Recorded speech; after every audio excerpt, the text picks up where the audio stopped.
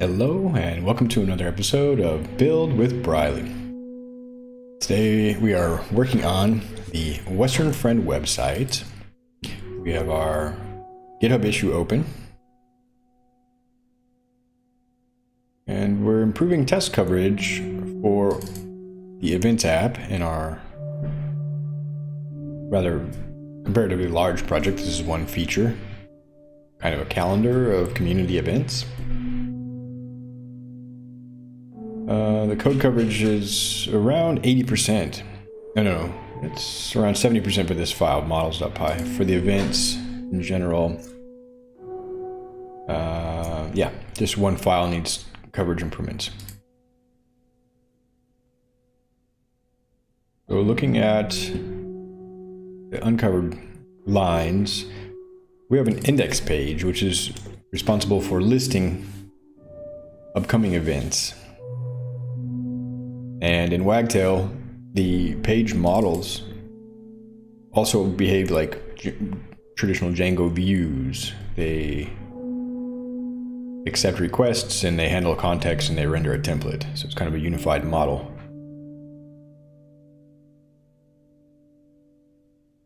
So let's work through this. I've been doing a little bit of pre-thought and preparation. We're going to probably use ChatGPT to give us a little bit of help here. But one thing I noticed is a repeating pattern in our application, pagination, where essentially we get a query set, create a paginator with an integer number of pages. Then in multiple contexts, we are allowing, yes, for pagination, we need to track the page number as a query string or some other argument, but typically they're coming in from the query string. Switch over here to a multi-stream chat. And then we have some logic to make sure we're returning a valid page or the first page if none was specified. This is repeated in several parts of the application and it's not behaving consistently and the implementation is differing. I think it would be nice just to create a shared function for this. Yeah, so let's go ahead and look at a little bit of a refactor, and that'll improve the testability of the code as well, because if I reuse that function in multiple places, they'll automatically have the test covered. So let's get started here. Get our virtual environment. Run the database service in the background. So what I believe I'll do is create a new app. Just call it pagination. The reason I think a new app is warranted is I have another issue or post-launch where I want to have a unified pagination widget. So this is the template task where I'll create a common template that renders pagination, including eliding pages in between ranges and styling, all that. So every place we use pagination, it'll be consistent. So it's an app for pagination related code. This is almost spawned.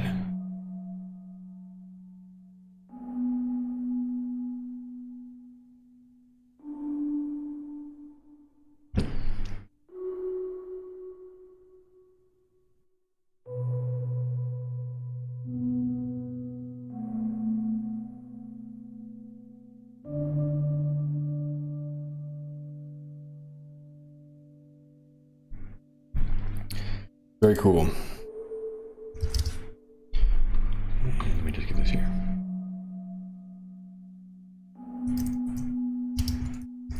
Pagination. So we won't have any models or views per se. We'll have tests. So we'll start this new pagination app. And it scaffolds the code. I don't really want to commit these empty files. We won't really need migrations. We won't have any models.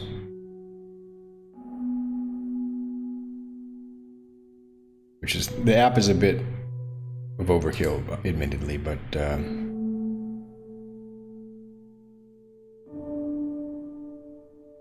what I want is a Python module. So I could have just created the folder with an init file. Because Django apps are essentially Python mod. Whoops, what did I do? Oh, there it is. That to trash. And move this to trash. So from pagination, I mean, it's not technically an app. It's not treated as such. Oh. We should be able to run our tests here, and hopefully Django will automatically detect these tests if it's not registered as an app. I didn't think about that.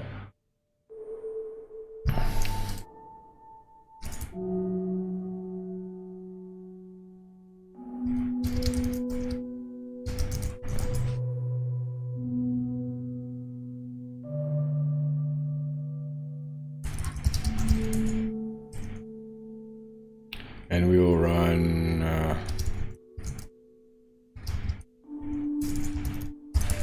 pagination test, see if Django can find it.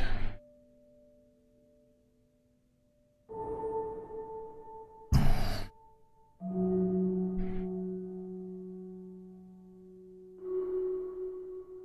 mean, that would make sense that Django could coexist with other Python modules. If I don't specify, I'm just checking this out, learning all this stuff as I go, and there's no shame in the game. Just, this is how we do it. We learn.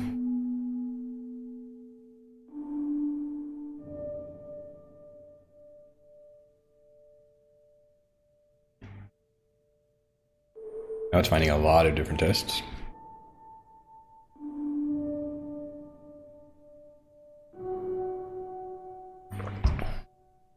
$196 of them. Test suite.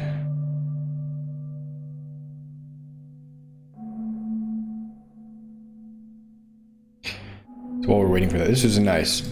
Using this Copilot, it helps me just kind of think about what I want to achieve and not so much of the syntax and semantics.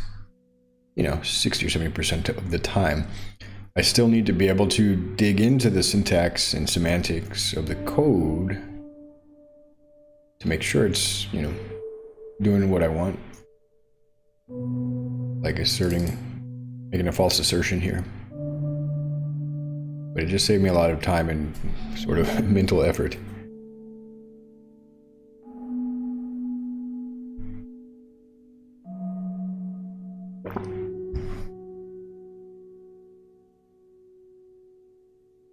Also, while we're waiting here,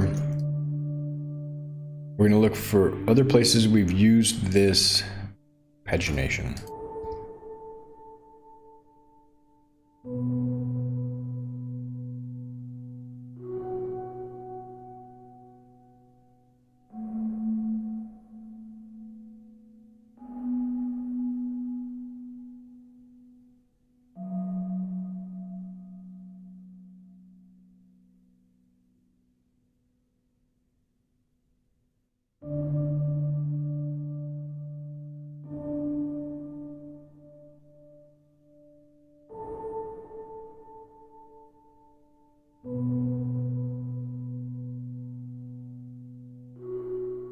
Still have some troubles with MyPy.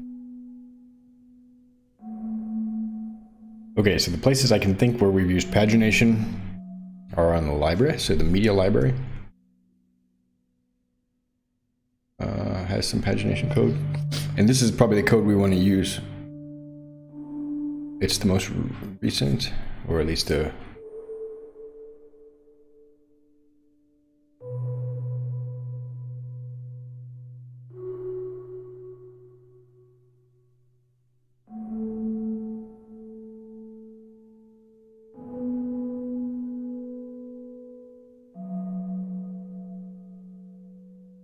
Actually, I'm mistaken. It's using try except. I kind of want to avoid using try except for control flow. I don't know. Maybe it's not a bad thing, but in the magazine.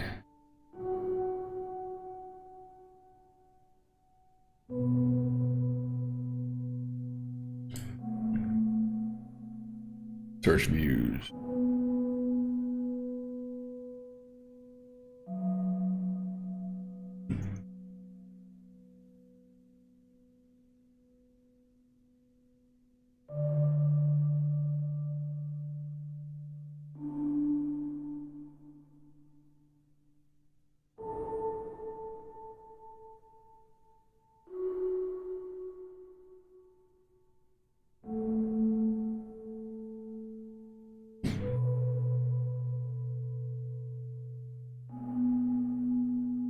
It's a funny place to put it, but okay.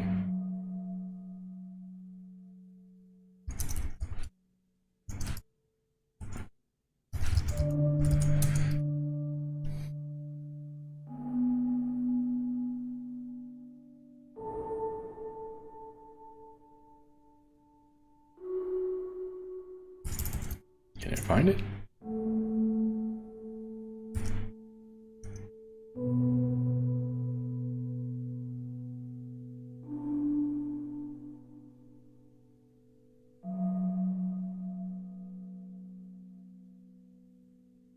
Yeah, so we do have a failing test. So, okay, good. I can just put any old Python module in there and it'll work.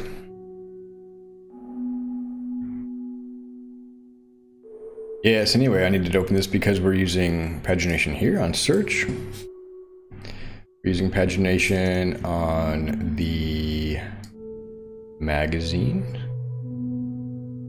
We're using pagination on events, and they're all really the same thing. You set a paginator, the number of pages, you get a specific page, you see if that's a valid integer, and return the result set.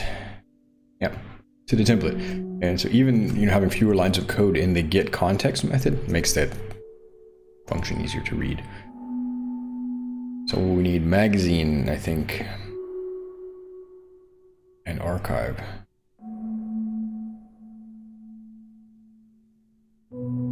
Magazine.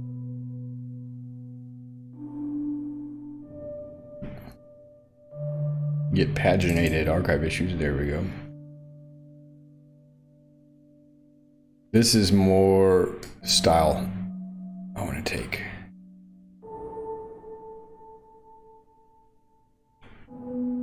And in fact, this is the function.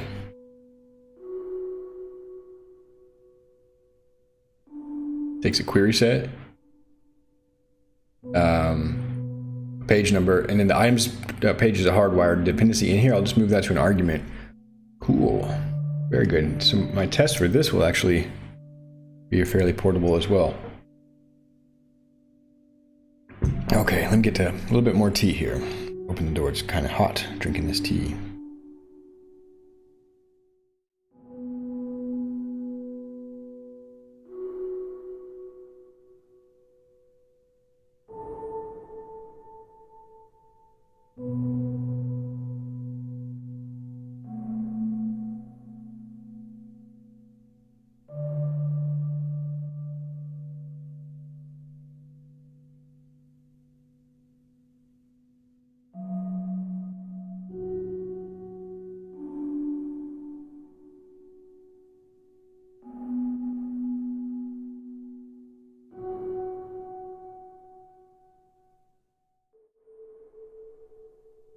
Okay, hopefully there's not too much background noise. It's a little bit rainy, but I need that door open. So yeah, this is it. This is the code.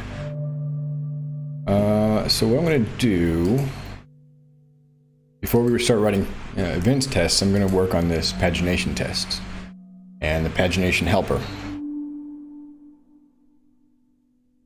So in pagination, I'll make pagination.py or paginator.py, paginate.py. Pagination, paginate.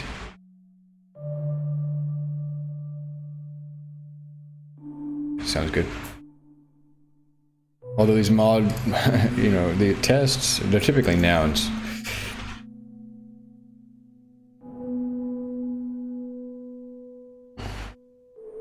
helpers, pagination helpers.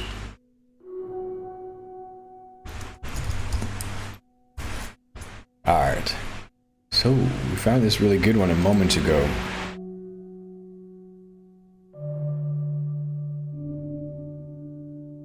In the, what was that? Get paginated archive issues, this one.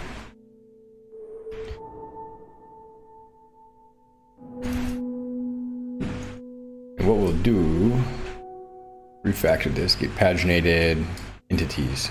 Entities or items? Items. Alright, so what we're going to do is say items as a query set. Oh, we kissed the.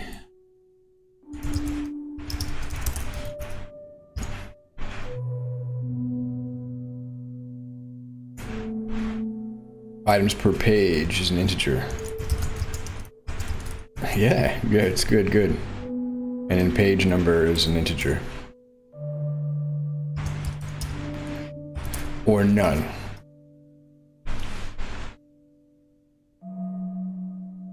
Query set should have a capital S.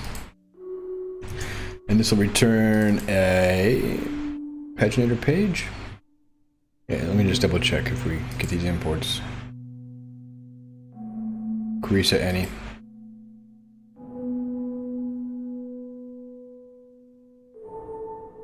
Paginator page. Guess the.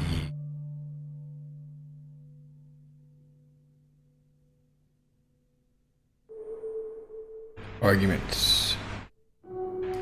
Here we don't need self because it's not really, it's just a function. We've got annotations except for the paginator page comes from, our intelligence is sort of hit or miss, unfortunately.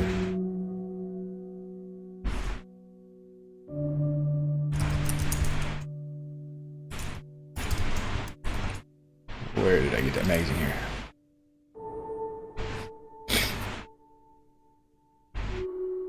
Django core paginator import page as makes sense. I see why. And I had to do this to distinguish between wagtail pages and the Django paginator page. In our helper here, I can just call it page.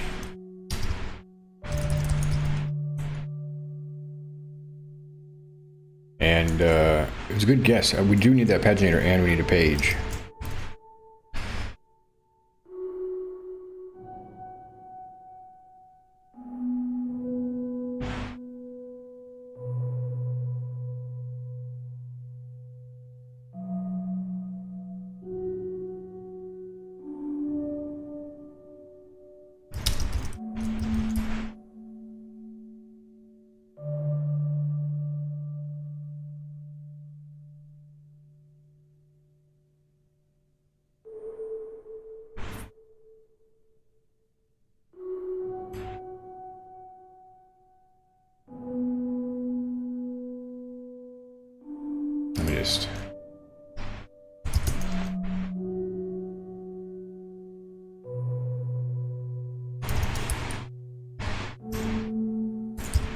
Just fix these arguments.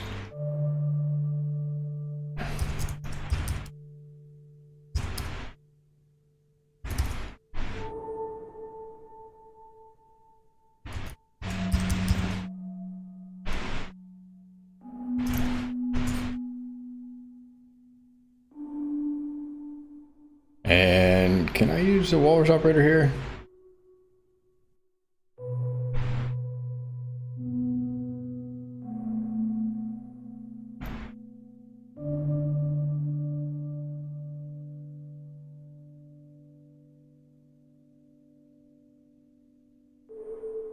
Nope.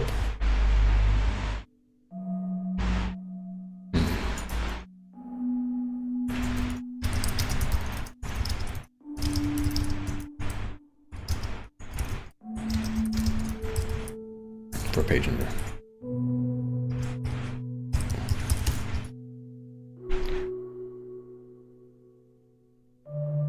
Okay.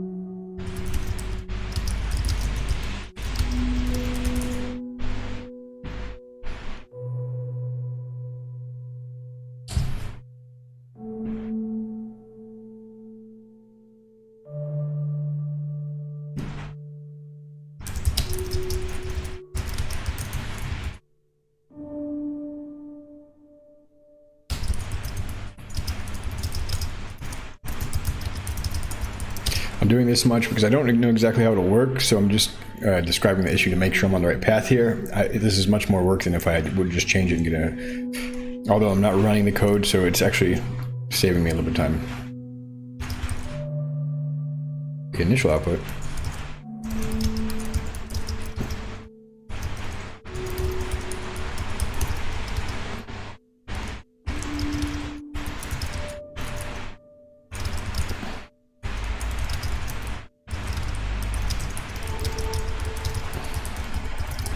And it's really not a crucial optimization.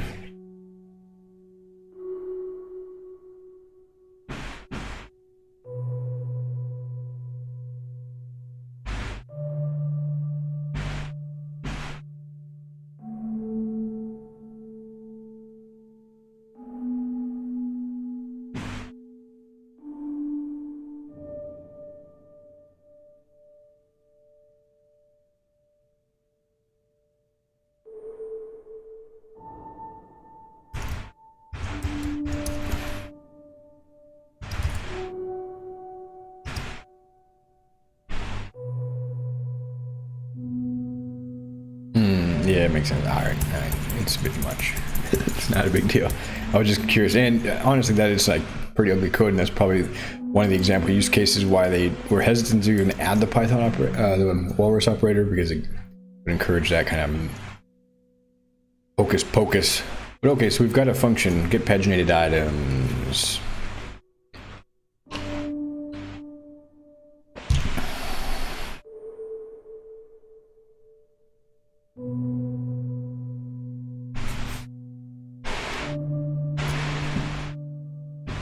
And now what we can do is refactor other places to use this.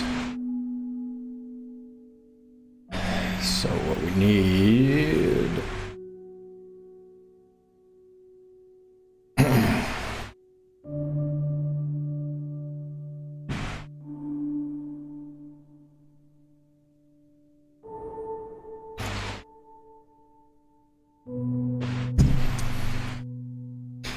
shouldn't do that. It's a string type.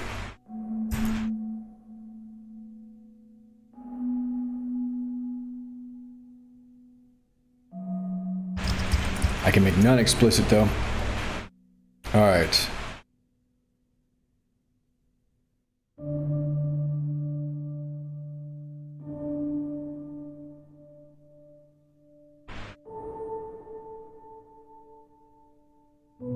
So we have some search results.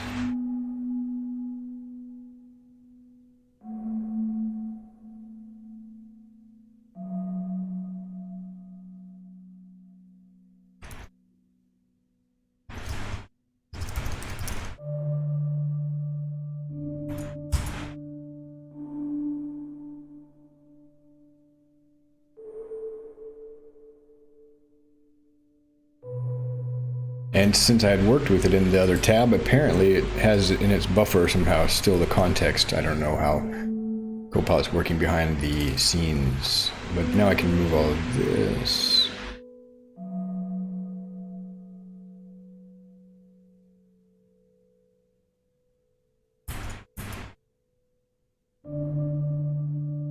Here.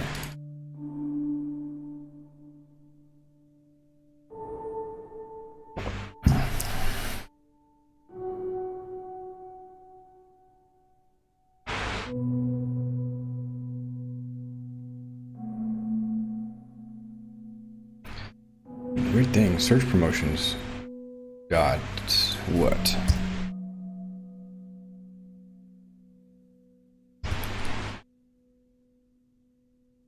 Models. There we are. Alright, yeah, makes sense now. So I'm wondering if I could make this a little bit easier.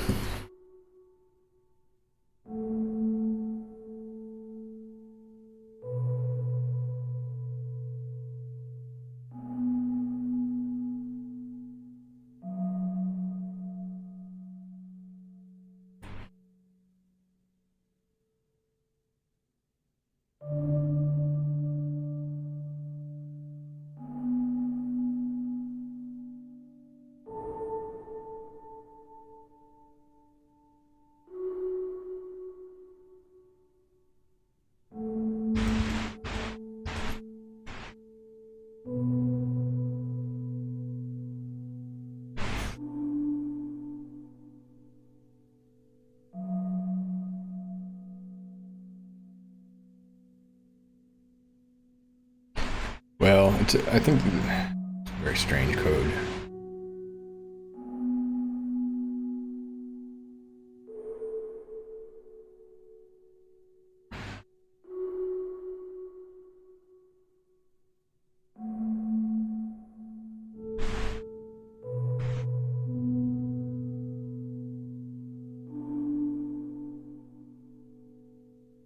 It doesn't really even seem to have.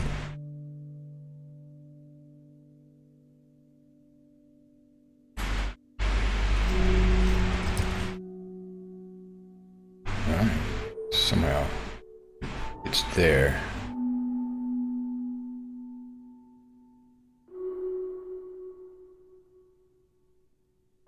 Alright, well, let's leave that alone. I'm only focusing right now on pagination. So refactoring pagination. Keep things simple and focused. Hey, welcome to the chat on YouTube. Let me know if you've got any questions or comments about the project, or if you're working on any open source project yourself that I can check out here on GitHub. Alright, so far we're pretty focused. Let me make sure we're clean. Alright, let's just commit this as kind of adding type annotations.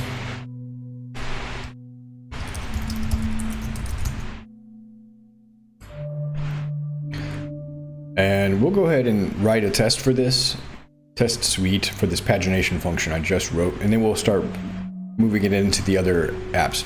So let's see what we can get help, if we can get help from ChatGPT. This is the kind of fun part. And see what ChatGPT can tell us about our code.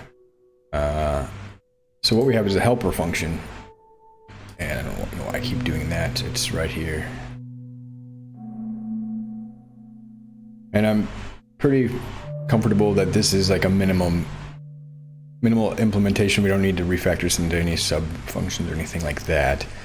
So let's give ChatGPT a glimpse of this code. We could also use Copilot. Let's try first with Copilot, because that's right there in the context. So from helpers, because it wrote me a failing test right off the bat, so that was good. From helpers imports, get paginated items.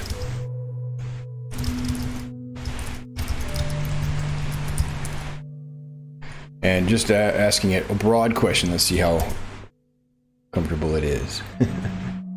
So test get paginated items, inherit from test case.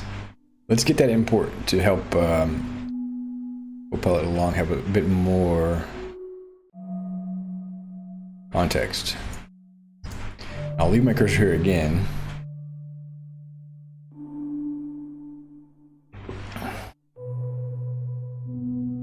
Or over the next line. Wow.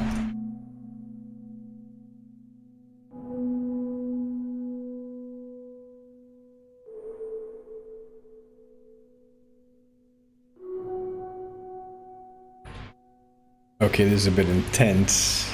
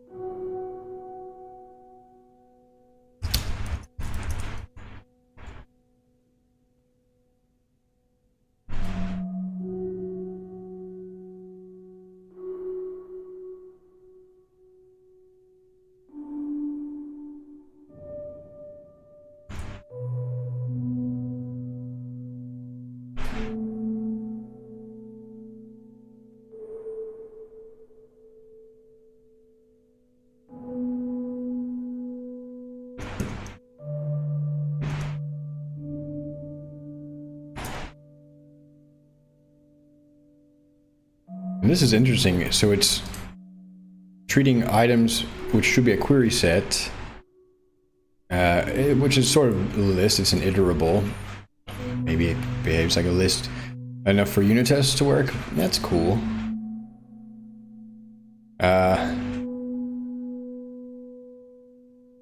Oh, yep, there we go. Okay, so we need to mock a query set.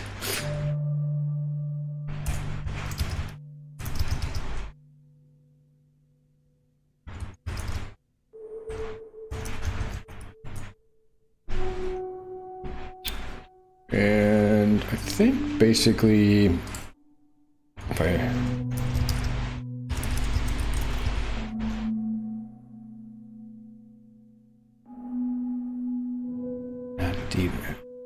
oh, come on. I wish that would not do that. I've tried configuring this when I'm hovering over a piece of text right here. The thing should not get in my way. Equals. Now I could just use any model here, but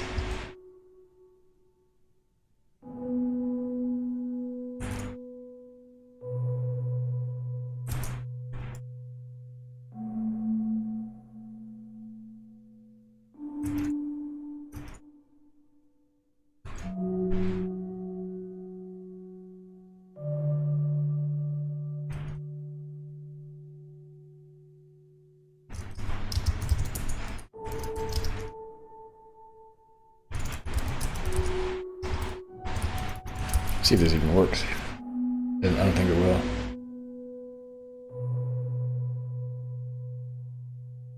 So this was attempt one with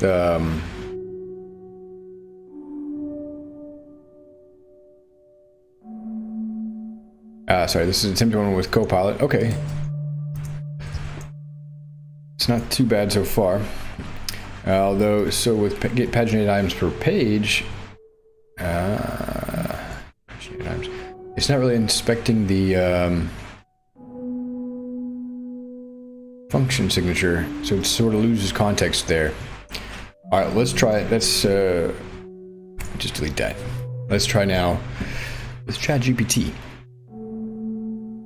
So given the following,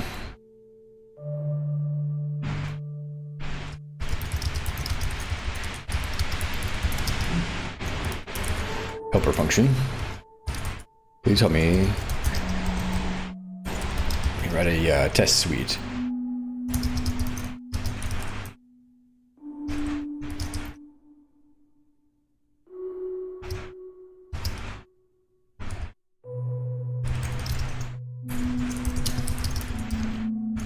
Test all significant code paths and conditions. There's a few conditions here. Yeah, let's give it a try. We're going to use the Django testing framework. So it's already picking up that we're using Django from the import statements. And nice, it's separating out the response into two blocks. My import block, so I can really easily copy it. It's like, that's kind of helpful from a user experience perspective. Now the problem is here, it doesn't know where it's coming from, so that makes sense. Utils, you know, maybe that's a good naming.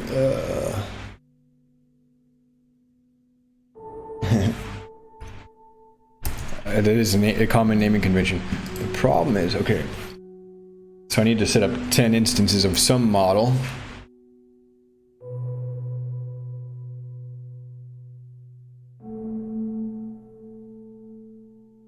If I set up 10 wagtail page instances, I'll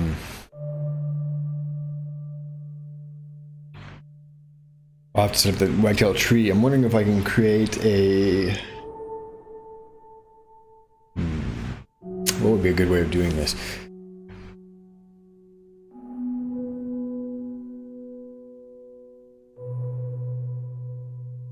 I want to define a test model in pagination just to be able to do this.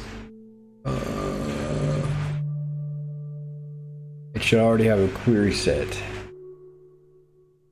Let me ask if there's a way I can make a mock query set.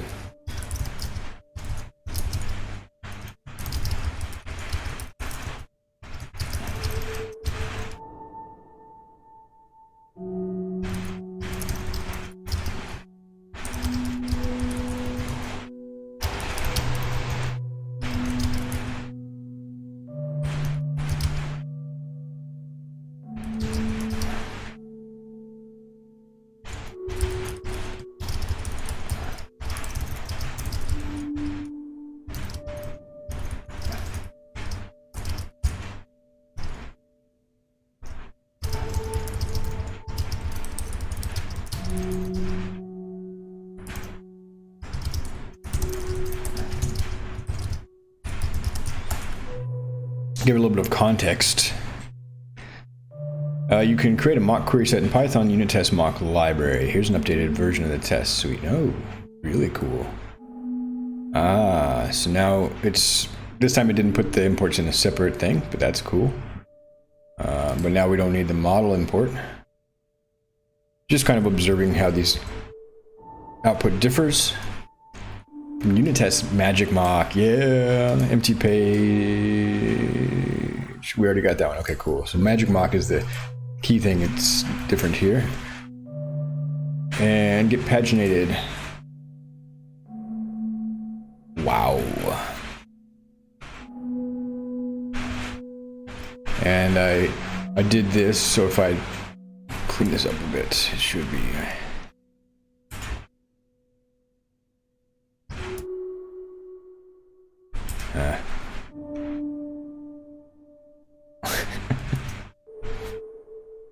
And that's interesting.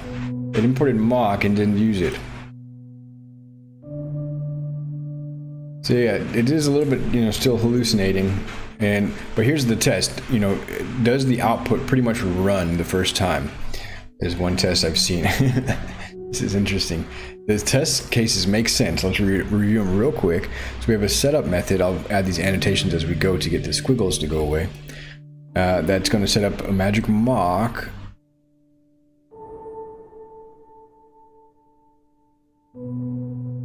With a count. Interesting, so it's not actually returning the items. I hope but the result number is all we need to really check.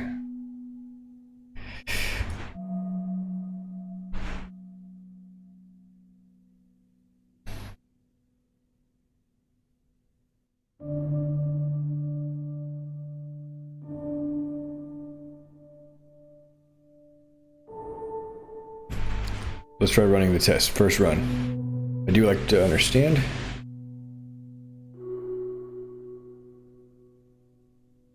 Alright, integer object has no attribute is a digit. I did give it the implementation.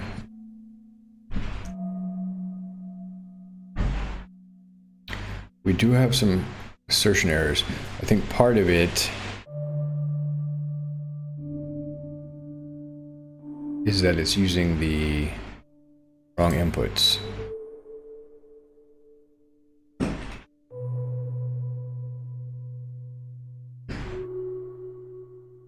So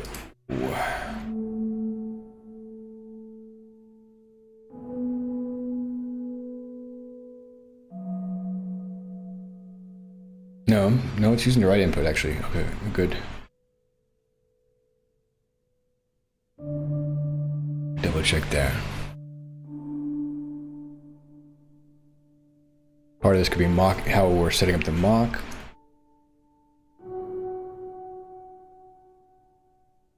What I can do is give it this full failure suite.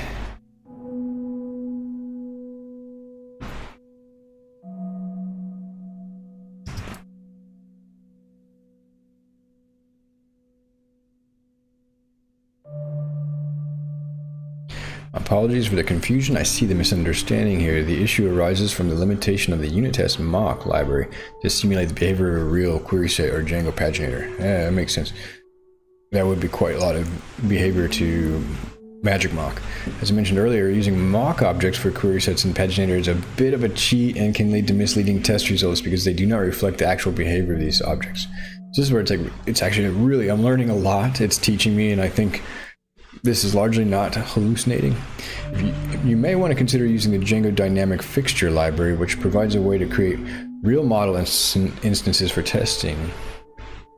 Another approach is to use a real Django model in your test suite, even if it's not directly related to the get paginated items function.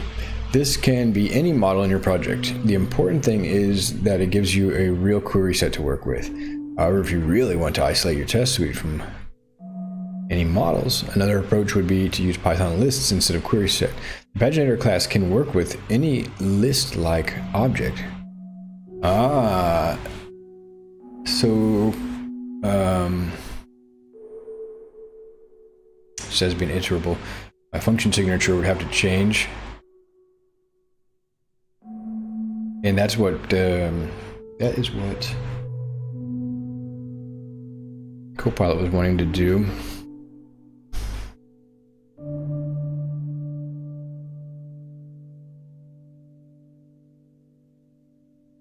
And honestly, since the paginator can take any, let me just double check here, but the paginator can take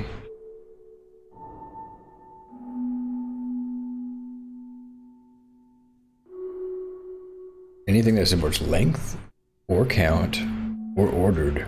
Wow.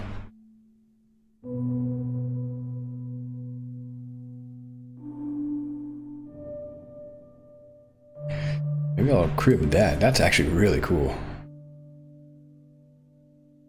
Annotation there. Where did that come from? Okay. It's not self-annotated, but that's inferred. So let me just look at that again. Supports lane, supports count, supports ordered.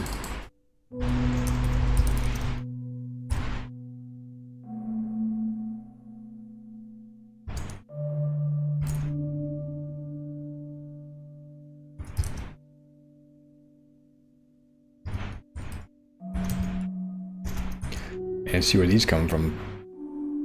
Typing.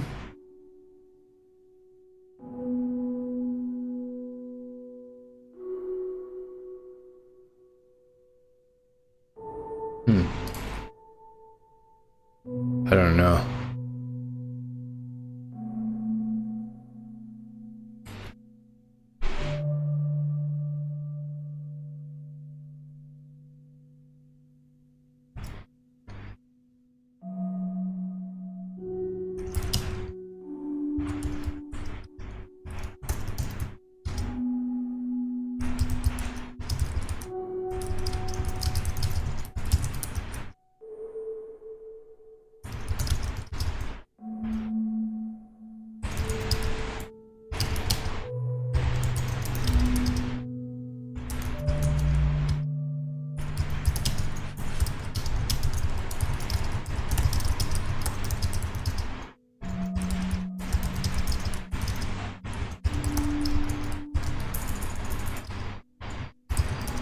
This is actually getting pretty deep. This is not stuff that obviously I know. And to annotate your item's argument to match the capabilities of the Django paginator, you need to create a custom type that represents the union of different types that support specific interfaces, such as length and count methods. However, Python's built-in typing module doesn't include specific protocols like supports length, supports count. I mispasted that. It does include a generic protocol class that you can use to define your own protocols, which are interfaces that classes can implement. Unfortunately, this only works for methods, not properties like length. Here's an example of what you could do. You know, that's not too bad, countable, and this is coming from the typing protocol. So that's more or less what I was asking for.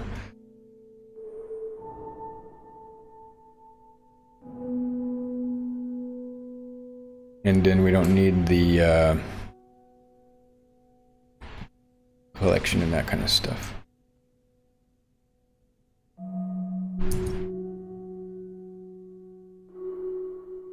I believe, right? Yeah.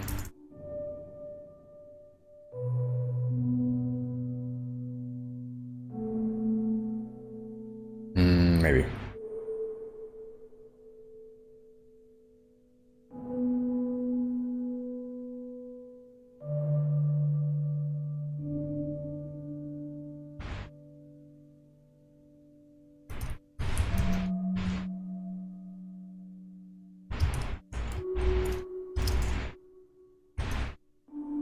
Query set.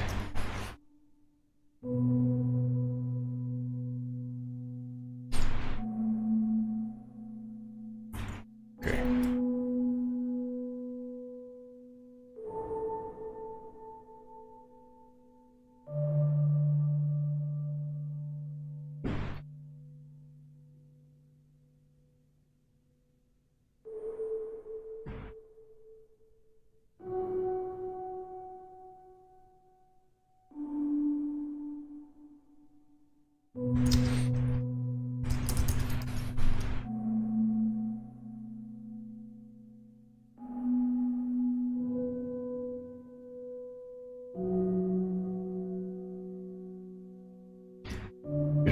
updated.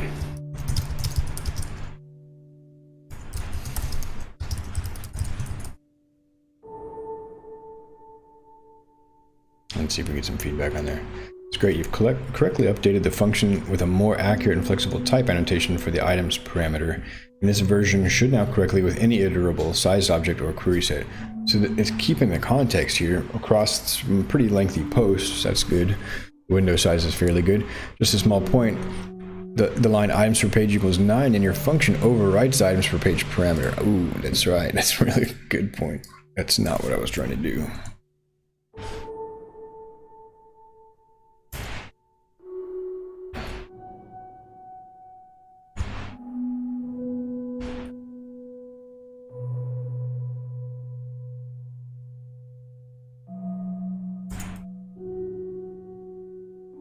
And just to further the window.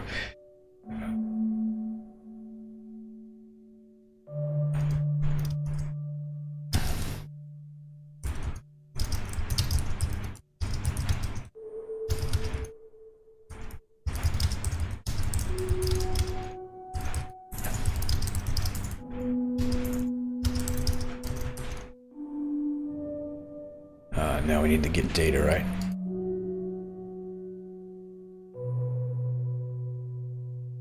Get test data, set up test data.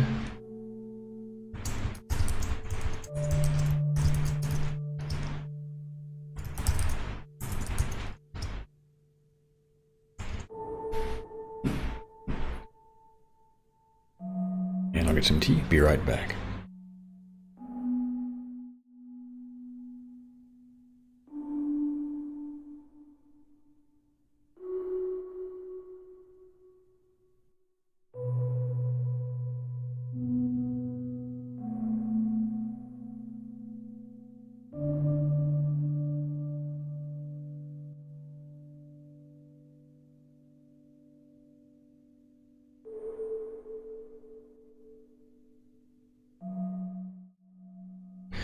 So yeah, it helped me fix a copy and paste bug. That's really good. So now we have a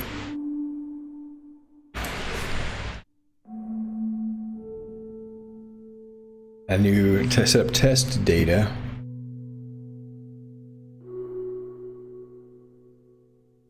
Okay.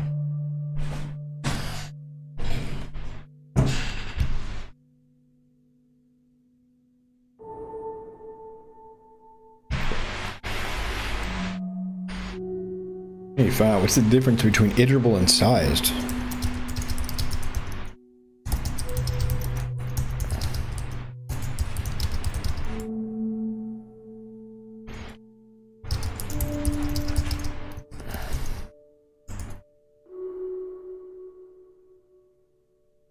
The main terms iterable and sized are referring to Python collections and protocols. A collection protocol is a way that Python object can behave and other code can interact with it based on these behaviors. An iterable is a collection that can return its elements one at a time. Okay, yeah. You can use Python iter function on an iterable to get an iterator out of it, and then use the next function to get its elements one at a time. In other words, if an object can be used in a for loop, it's an iterable. A sized object, on the other hand, is a collection that knows how many elements it contains. You can use the Python length function on a sized object to get the number of elements it contains.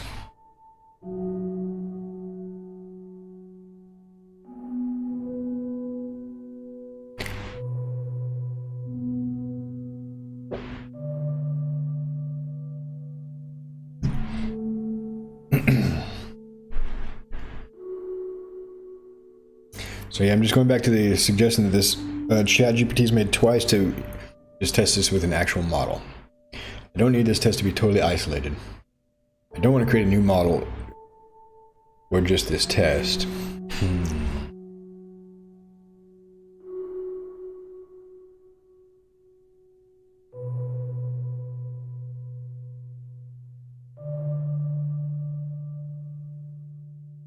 It does seem worth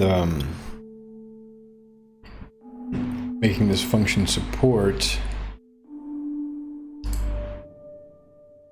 the same protocols and, you know, iterables or whatever, and things that,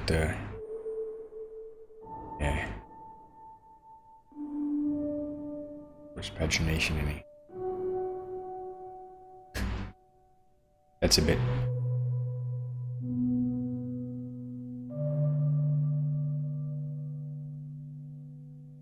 tricky. Let me just paste that. There are messages relating to how the paginator class from Django expects its input. Looking at the Django source code, the paginator class expects any argument of a type that supports pagination, which is typically either a Django query set or any Python list-like object that supports slicing. The built-in Python iterable and sized types are more general than what the paginator expects. Not all iterables are sliceable, like generators, for example, and not all sized objects are iterable or sliceable, like a custom object with a length method. Makes sense, wow. Since it appears that your function is primarily intended to be used with the Django query sets, it's going into the paginators. Whatever paginator supports, that should be our interface also. It might make sense to simplify the type annotation for the items to just query set. All right, now we're back though. Now we're back to the question. Let's just pick a model and roll with it.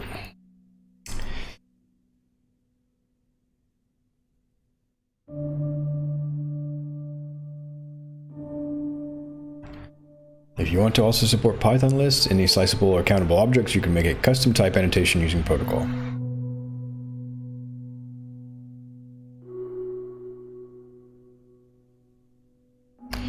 No. All right, so from our model perspective, what's going to be around for a while? Well,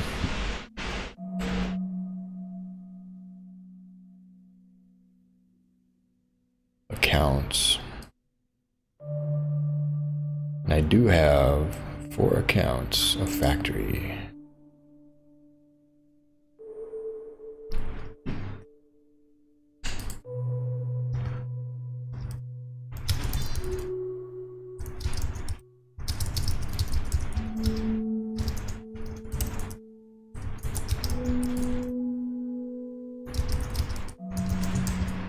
Come back to this in a minute. I'm just going to paste this in again. Hopefully we're not including it too much, but it's got like a rolling window. I think it will fall off.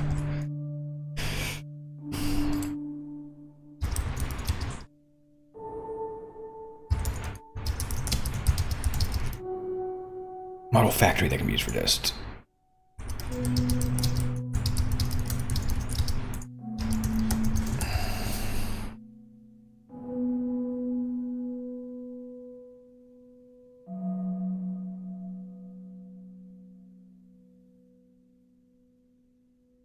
This looks good. You've simplified the function to take a query set from the items parameter, which is typical use case for Django's paginator class. Makes sense, yeah. Your type annotations are also clear and informative, indicating that items should be a query set, items per page should be an integer, and page number could be a string or none. Perhaps a default would be good. The return type is specified as page.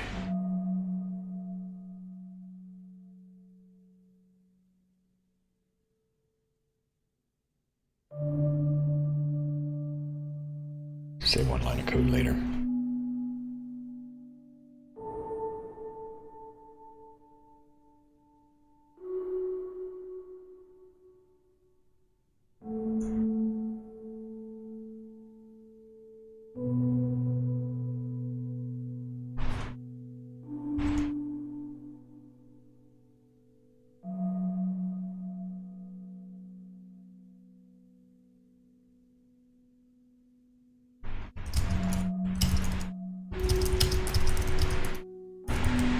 Let me just read this real quick.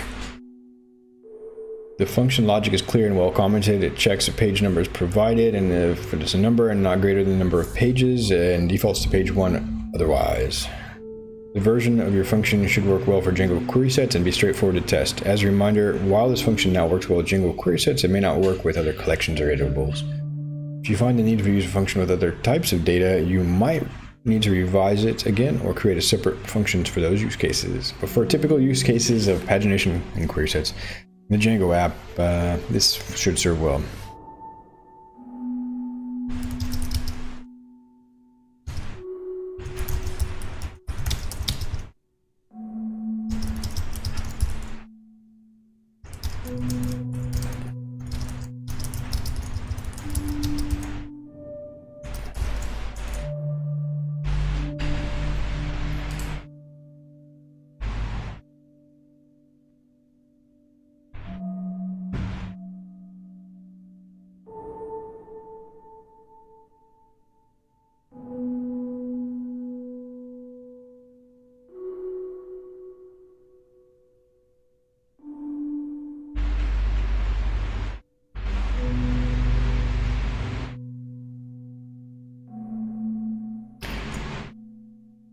I need a default behavior here.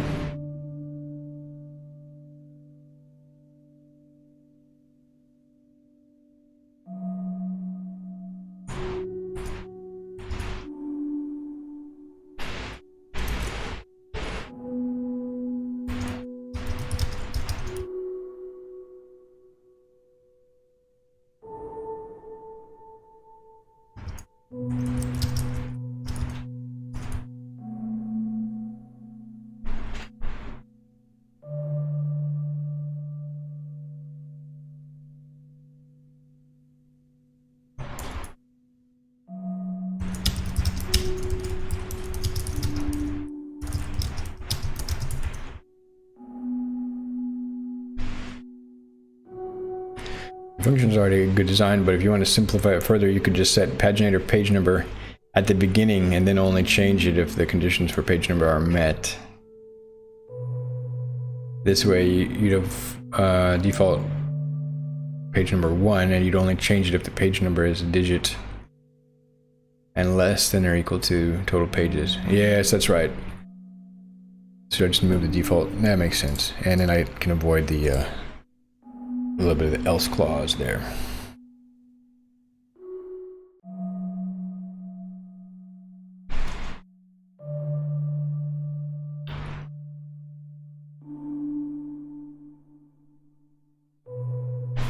Then I need to, yeah, just yeah.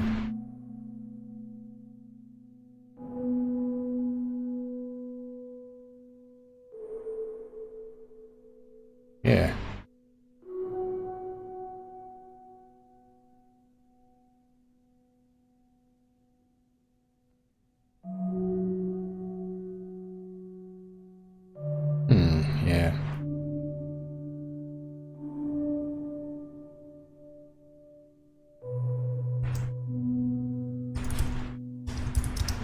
That's right.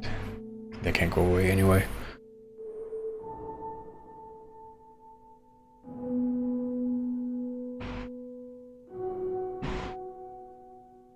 Ah, but that's the key. It's a distinction.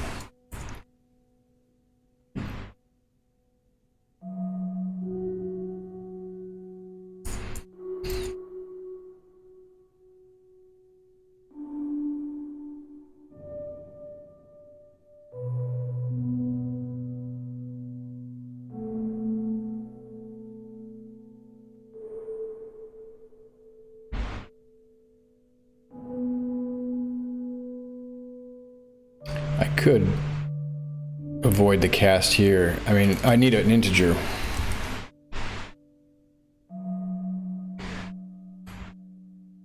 So this will add a little more work outside of the function, but yeah, I don't want to cast stuff.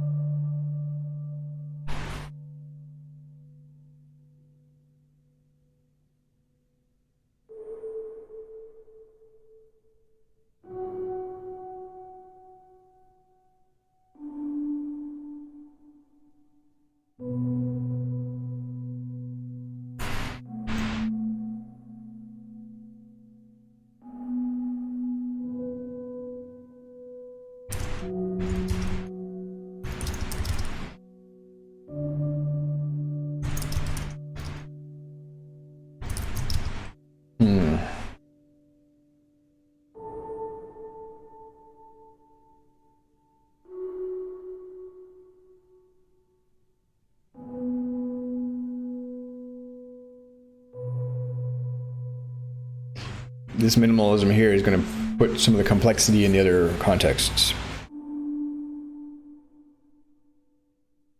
Let's just go with the version it's proposing here and set myself some time. Alright, and not take much more time on this refactor. Okay.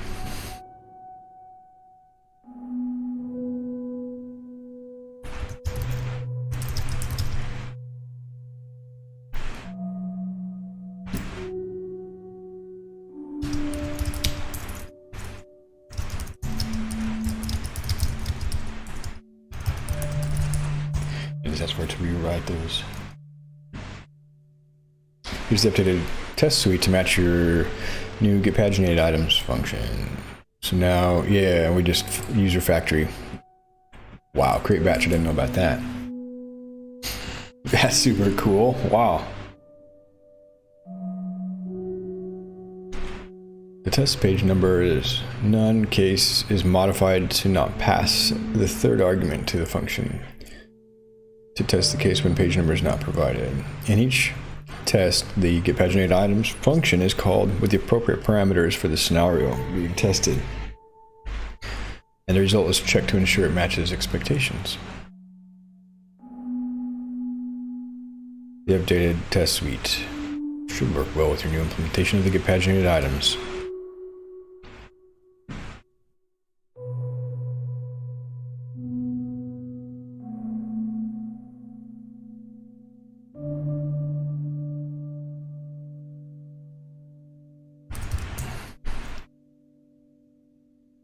Counts factories.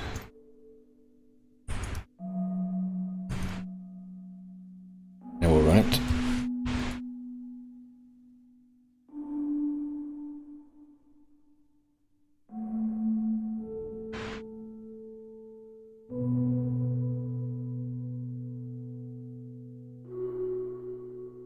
Ah, man. All right.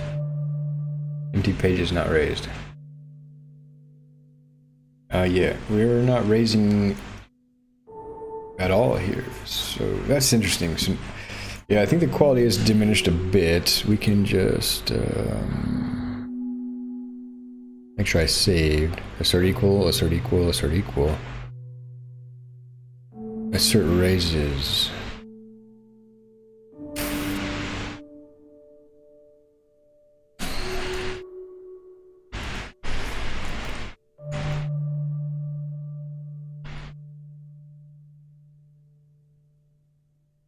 I'm just gonna put it in chat, these small revisions I'm making to sort of train it. Here's the revised test suite.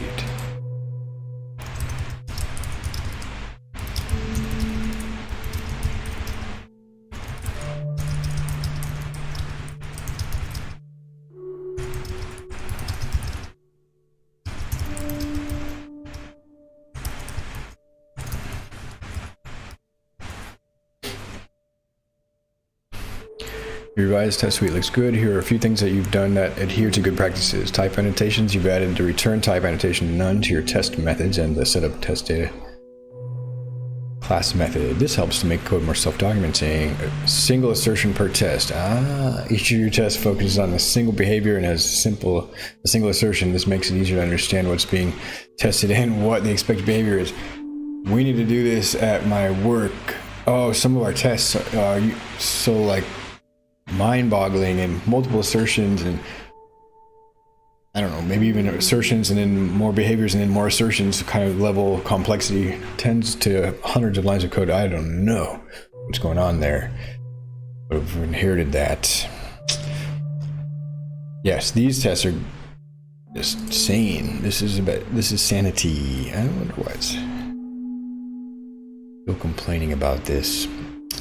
All right, readable test names. Yeah, that's a good one too. When you have a single purpose test, then your test function can be readable, other than just like test function, like test function name or whatever, and then boom, all the different tests in one.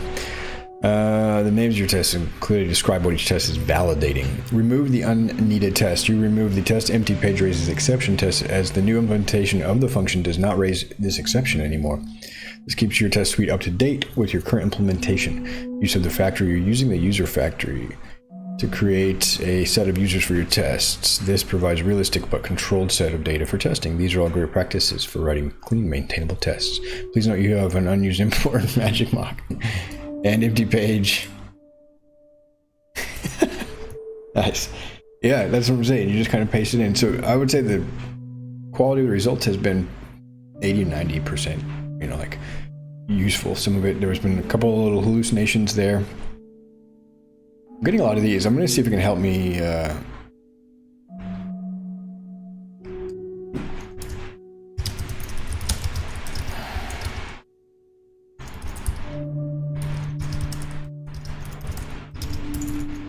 warnings, I guess. Are they MyPy? Is that MyPy deployment or is it Pylance? Well, it says errors, actually.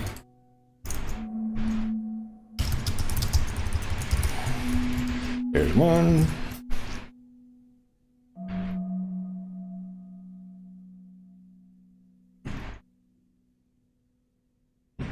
And this is repeating. I forgot the annotation.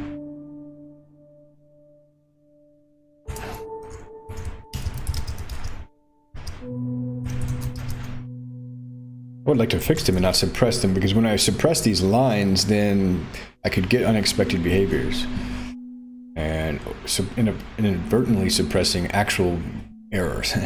MyPy errors you're encountering may be due to the fact that users is not defined in the body of the class your paginated items tests. MyPy is a static type checker and only considers the code structure. It doesn't run the code and therefore doesn't know that the user is defined and set up test data. That's really crucial insight. Yeah, that totally makes sense. Although the self is a weird one. So yeah, if I can just give MyPy a little help here, totally makes a lot of sense. And this can just be list of... Alright.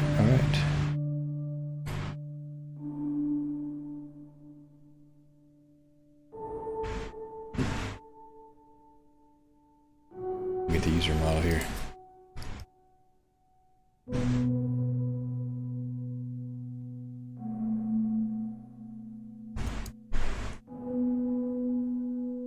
And then self seems to be good.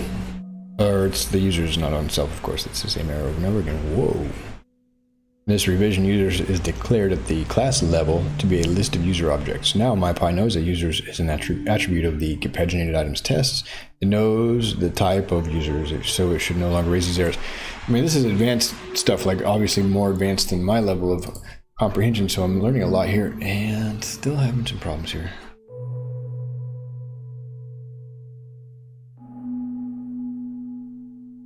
Valid as a type.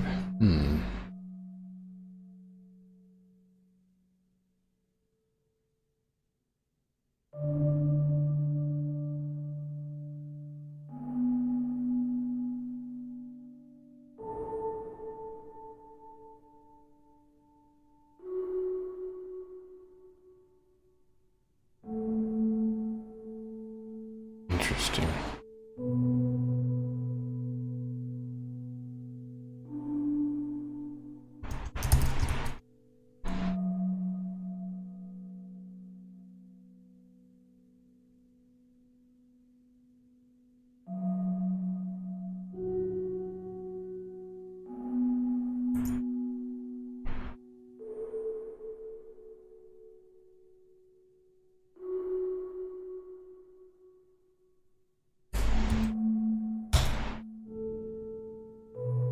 Oh my goodness.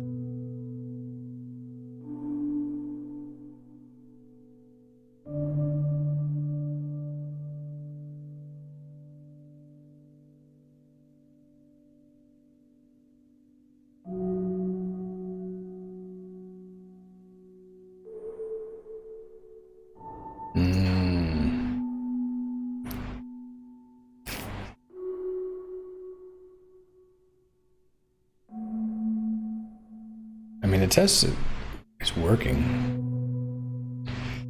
My pi is raising a valid point.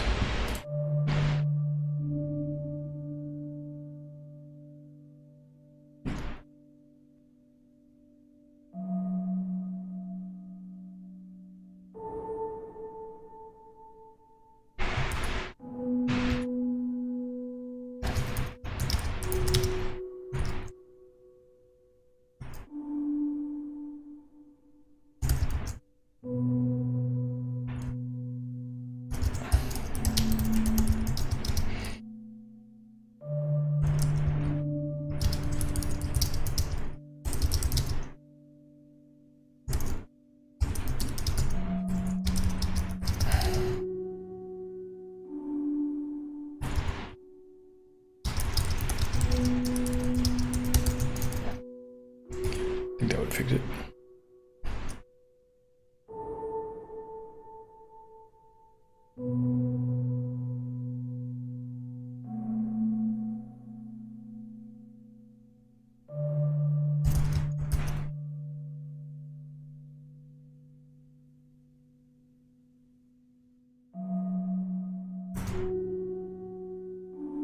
I think this gives us more typing.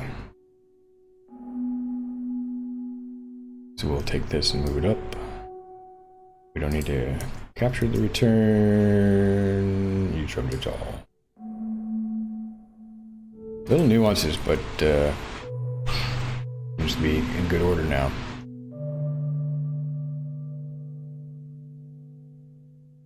Let's see if it runs real quick.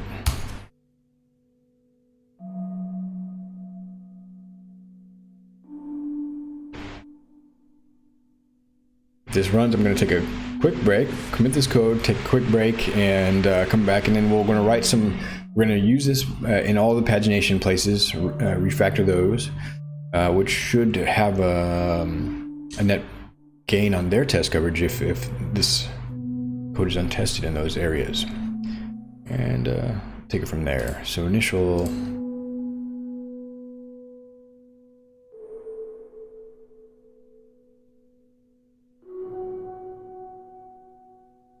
Paginated items.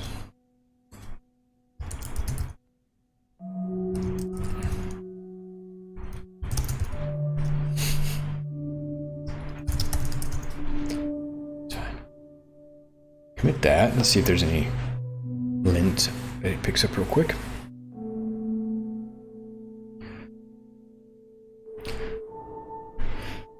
And so with this commit, I believe our search app doesn't have very good coverage. Let's hop up here and check search. Oh, it has 100% coverage.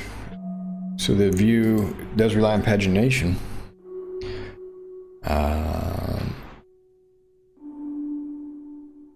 Which I've refactored, and now hopefully the test will still pass and we'll still have good coverage.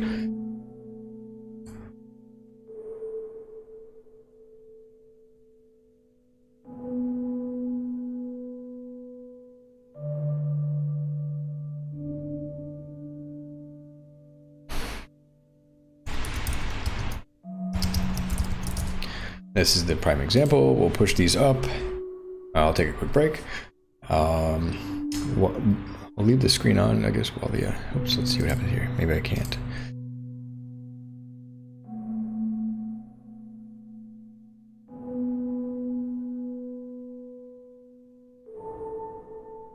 While the tests run, I'll just go to the BRB scene. But we'll go ahead and publish this branch. We will link it to issue number 684. And if you'd like to check the pull request on GitHub, go by github.com/westernfriend/WF website.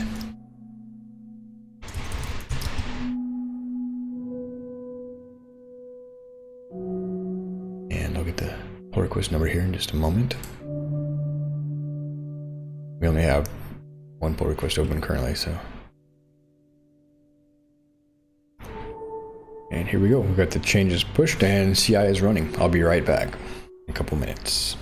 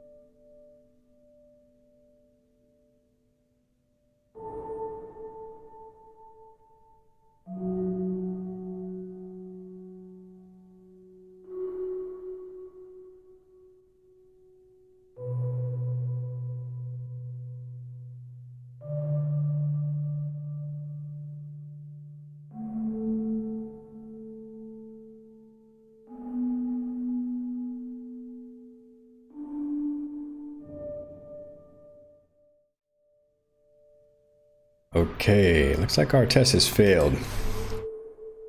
This is probably failing in the search tests. I might have some specific code in search that's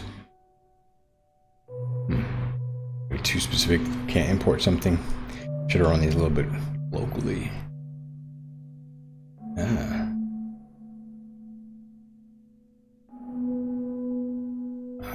Okay.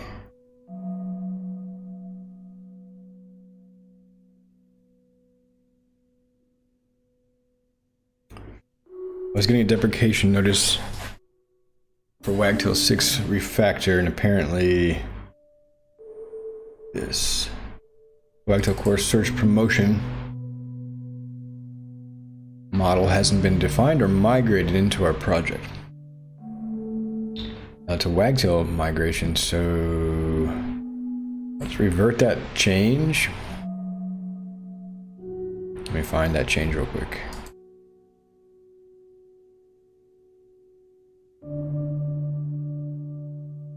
And maybe it's documented how I should do that correctly, I don't know. But events model, search views. Wagtail search models is deprecated in Wagtail 6. We're in like Wagtail 5.2. It'll be a little bit before Wagtail 6 comes out. This should have fixed that error, and I could have caught it if we would have run the test locally, of course.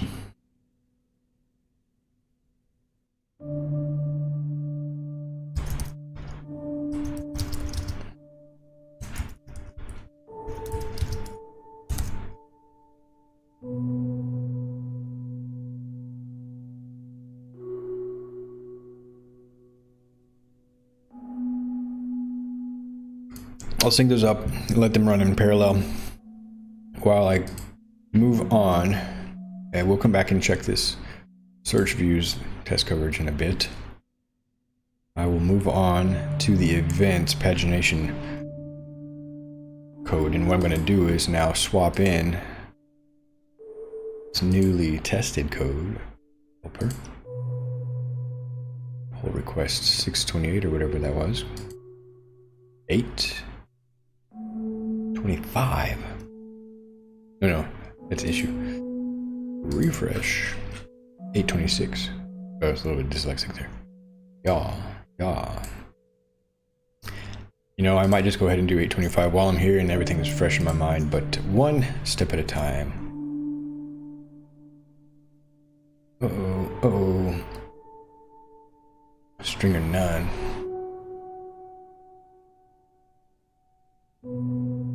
Now I see.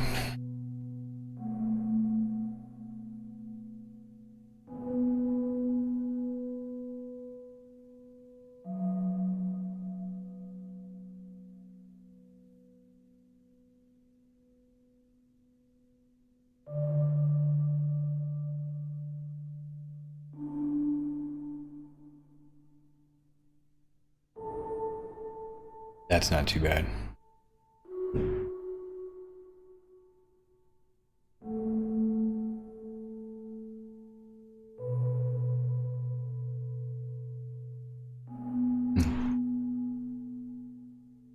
Well, it's the library's one, but we can try it out. So, ooh, yeah, and this has it's nice improvement with the elision.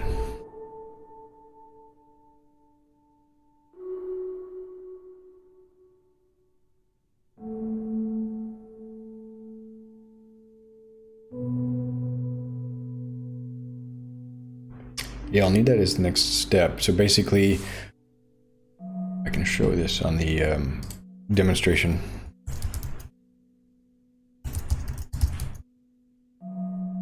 So it's not so abstract to those on the stream. Essentially, we have several places on the site that use pagination. And I've done each of those pagination a little bit differently, including the templates. This is an effort to consolidate those and make it consistent across the whole site. So here's the way it should look at the end of the day. We have a pagination of lots of pages, a certain number of pages, And Django will allow us to elide the pages using any symbol, I think. We do that at the template level, but nonetheless, that's what this line of code is for. In order for this to work,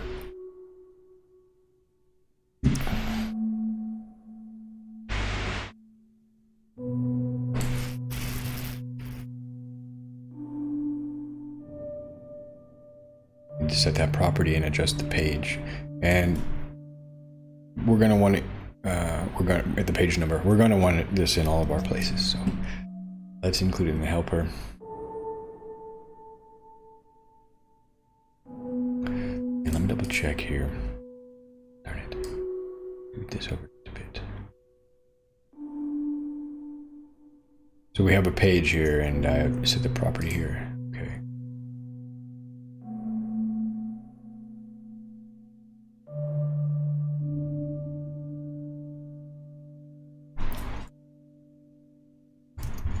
Let's see what it suggests. That's correct.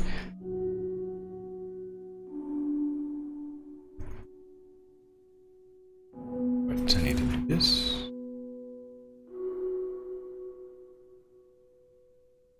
Alright. That's not too many lines of code.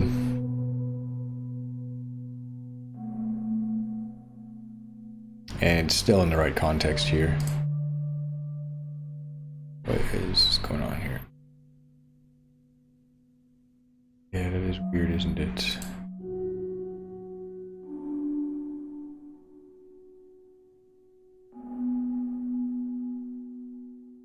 Why it didn't complain here?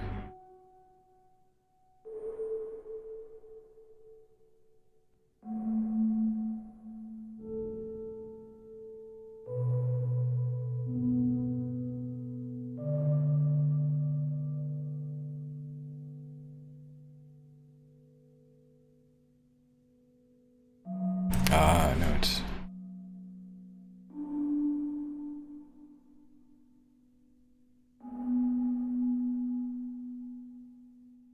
Huh.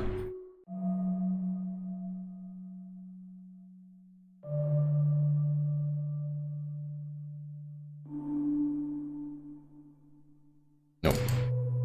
That was wrong.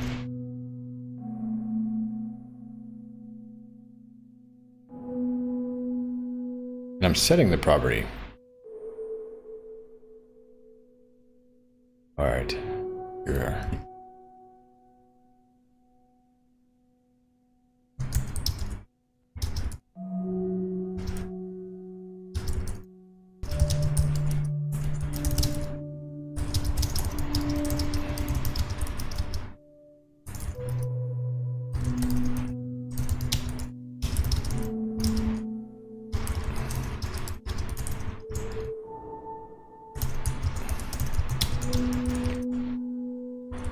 What we'll do is just let it review the change and summarize it. It tends to summarize when I just paste in some code, and if I don't give any particular requests.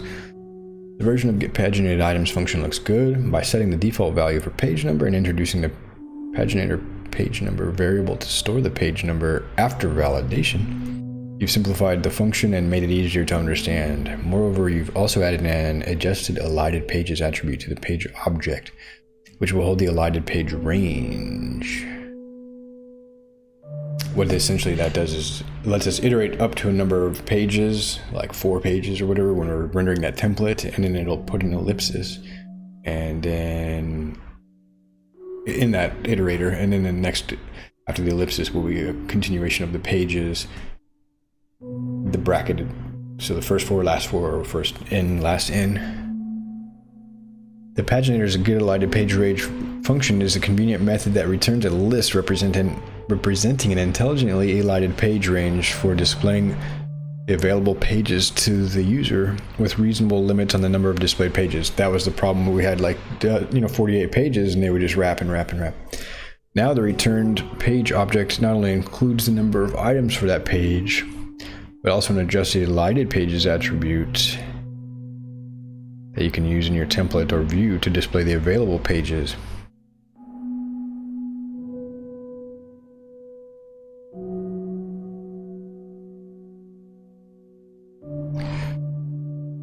I suggest updating the test suite to include assertions that check the adjusted elided pages attribute. Since the behavior of get elided page range is deterministic, you can simply hard code the expected elided page range in your test cases.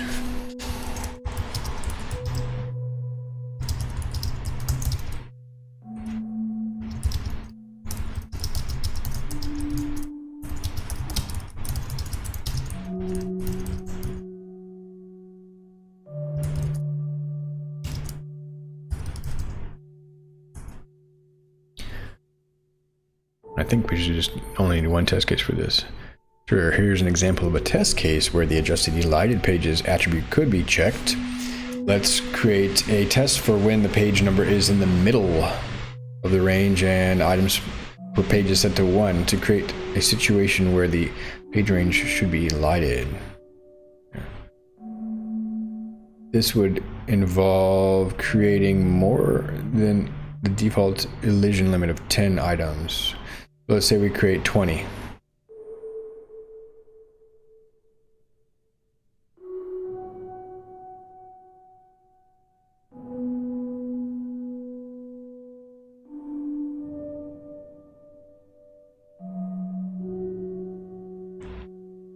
And basically returns a list, right? I guess of page numbers and ellipsis in there.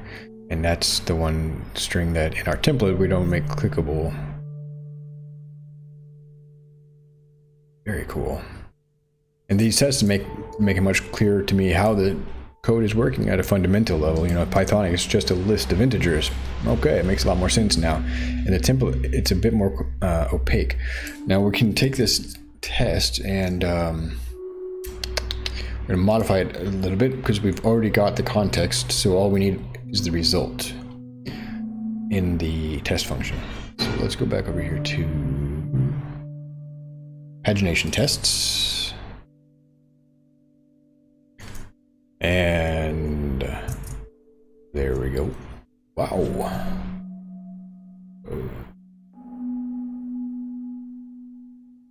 Self.items. Start there. And oops, wrong one. There we go. And one more.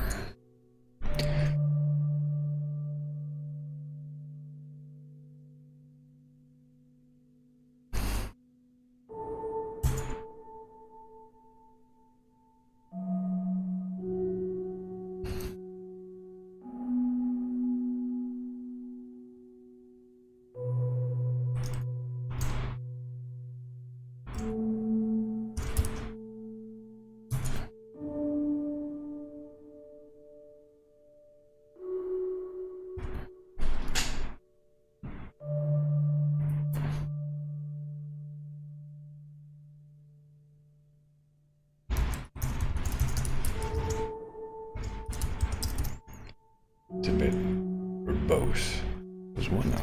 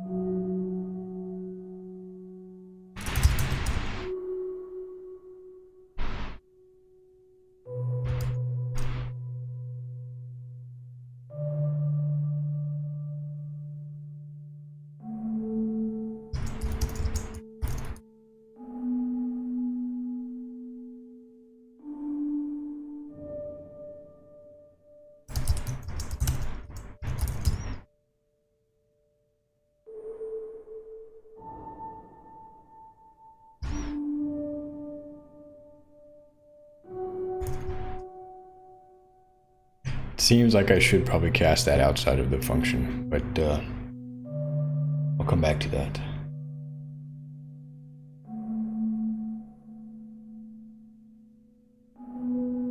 I think it's not too big of a deal.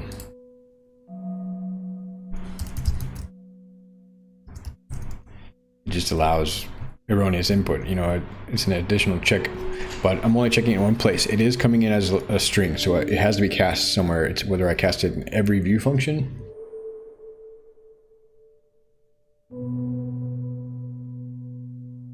and fail hard, perhaps even if I cast it automatically,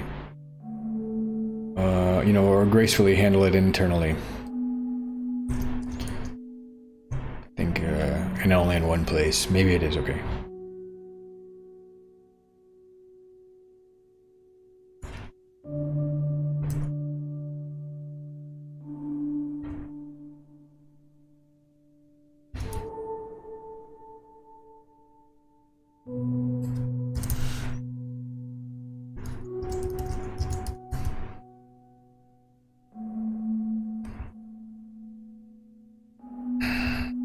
Just kind of cleaning these up just a little bit.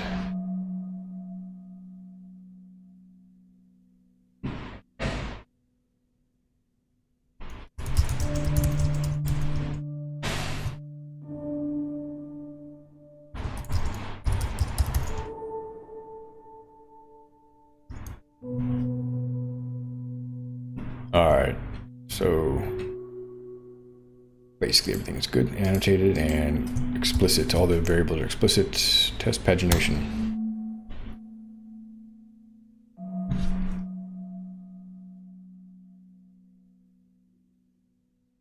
Yeah. Some of them are still on the page number.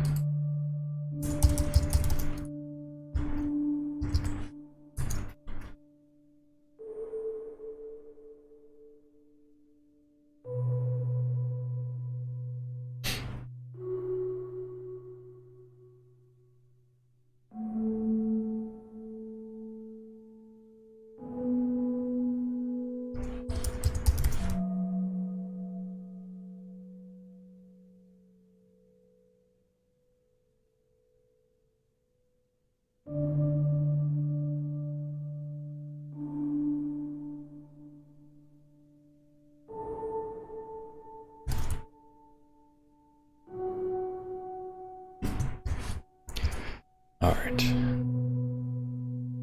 Copy and paste error here. And I had forgotten to use the correct variable, which is up here. All right, so not bad though. We're getting closer. Assertion error, generated object, not equal.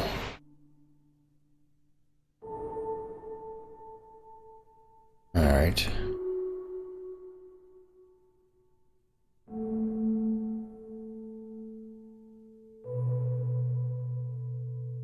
So one thing I can do is just list.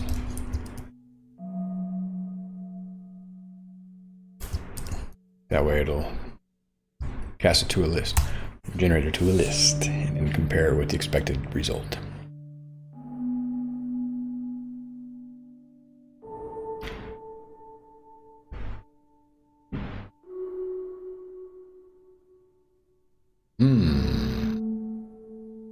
Wow, double.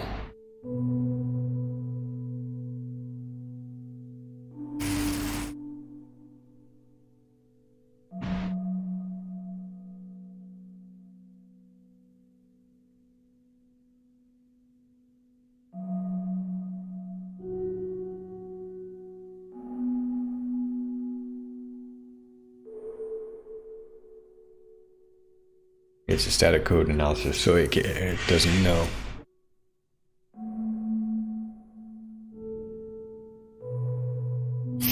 This is admittedly a bit of a hack. It's from a tutorial, and it's how do you get these elided pages from when iterating it over the. You have one item in a template. I have a paginator in a template.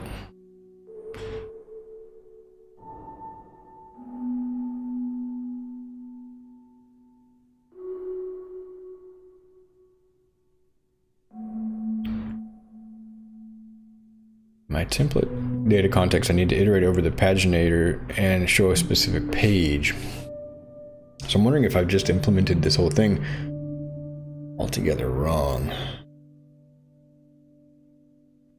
Because I am moving a property from the paginator to the page level so that I can use it in my template. Following a tutorial. And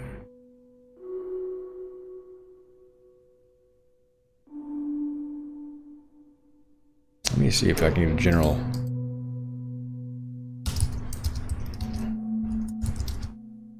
Maybe moving against a grain.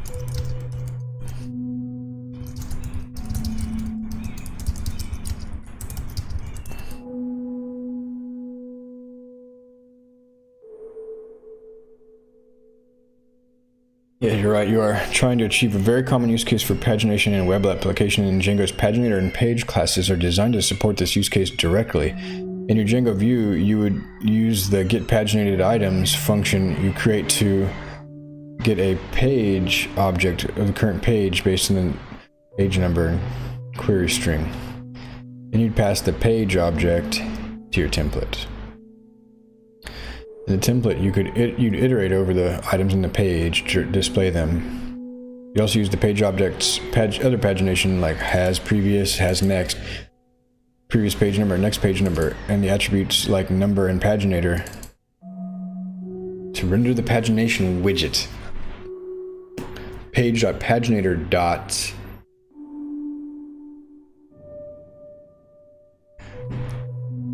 in this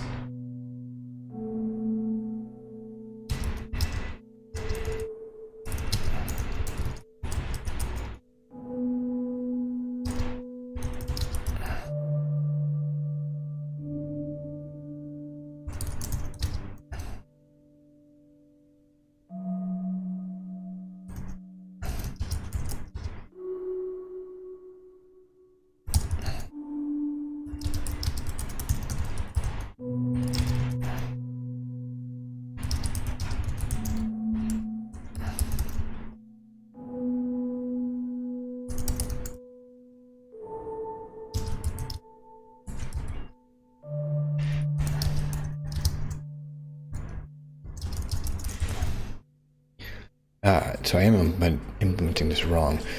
The adjusted utilized pages attribute will give you a list of page numbers. I don't need to do this in the context. For number of page, but I don't want to access it directly.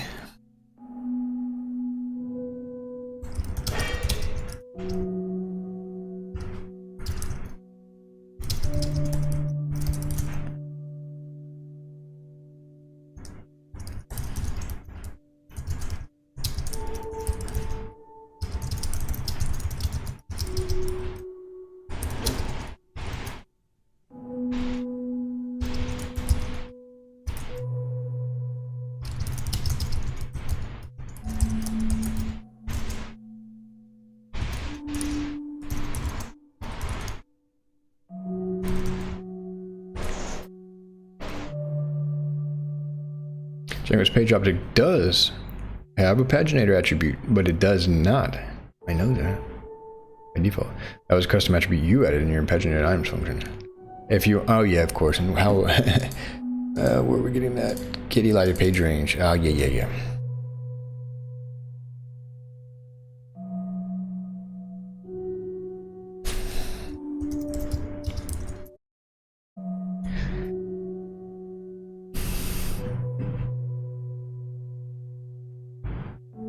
Yeah, that's the problem.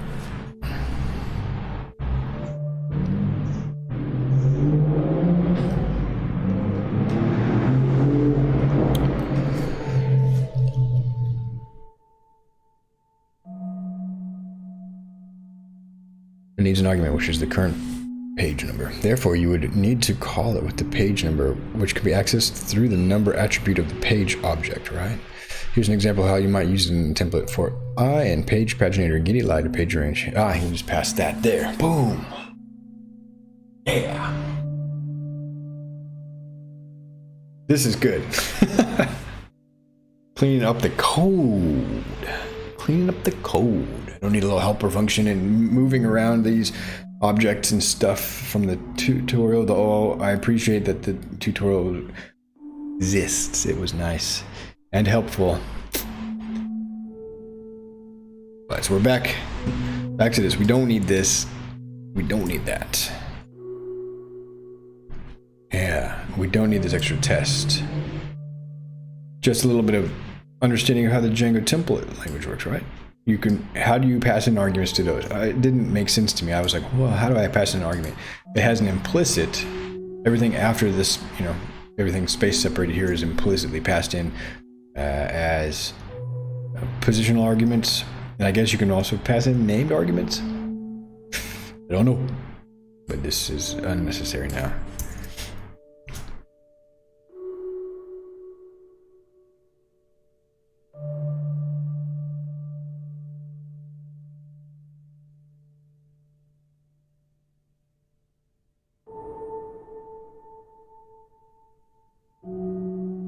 Now I need to fix the code. So our test should, let's just check the test again.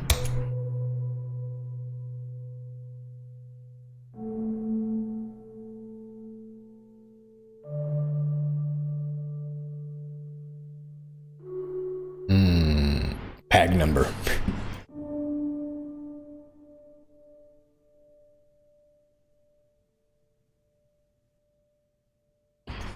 Yep. Trying to give myself some clues here and making all sorts of typos.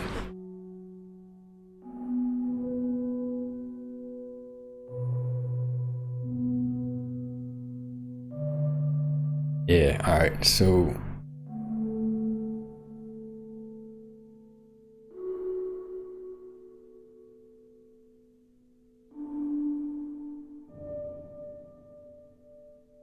this was so that I could attach an attribute that is weird and unnecessary, not conventional.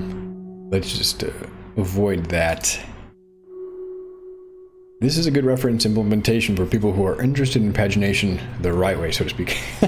I know that's a bit of a big claim, but that's what I'm aiming to do, is things real conventionally, real idiomatically. I don't want to invent my own way of doing these things. I want to have clean code and code that's easy to grok and leverages Django, how Django's written, and not my own thing, moving stuff around in kind of cowboy style code. I think that's the tendency, is like, we're clever and we'll do things and get them to work, but then the way we do things is just kind of questionable sometimes.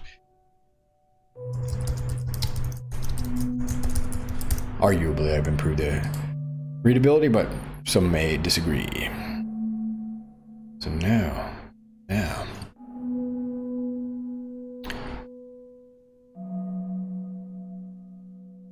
This one just sets the default page number. Let's leave that.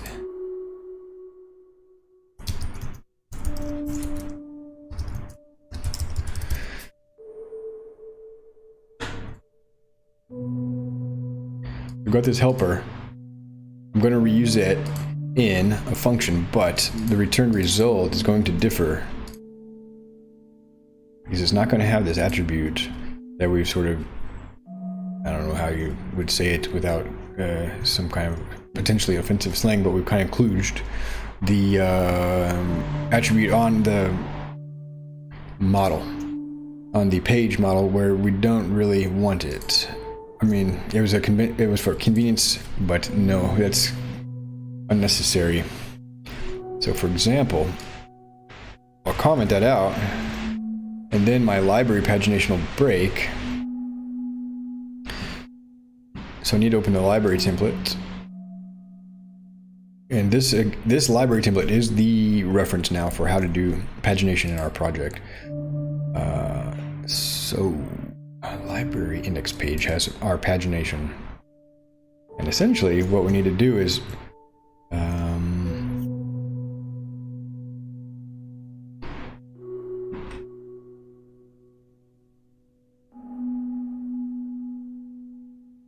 lighted page, doesn't it?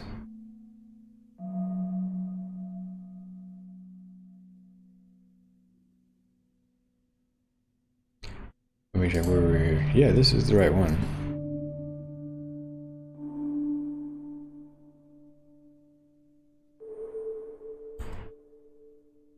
Here we are.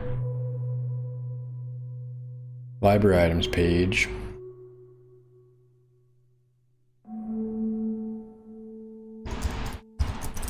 Paginator.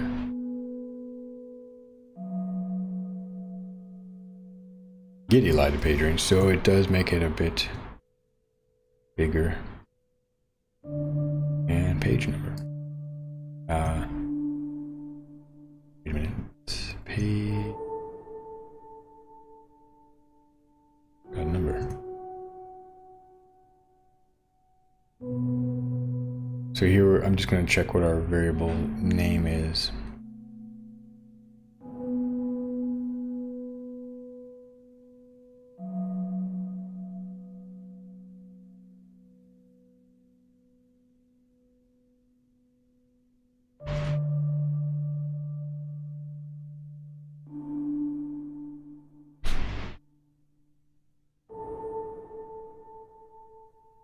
But this seems like a good approach. I'm not going to rename this yet. Oh yeah, and it's already there. No. I mean, it's in the same line, sorry. Confusing myself and apologizing to maybe no one but myself.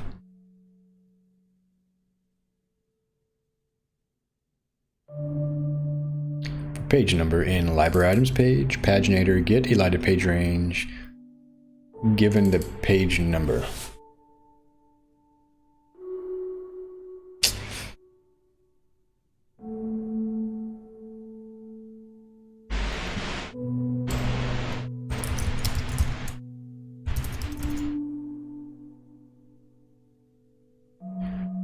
Let's see if I have some dummy data locally.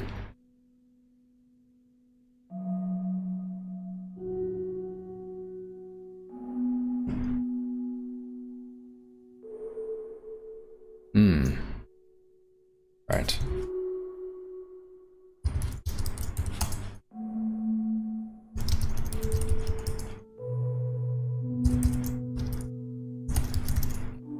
I think I need to make roll for this.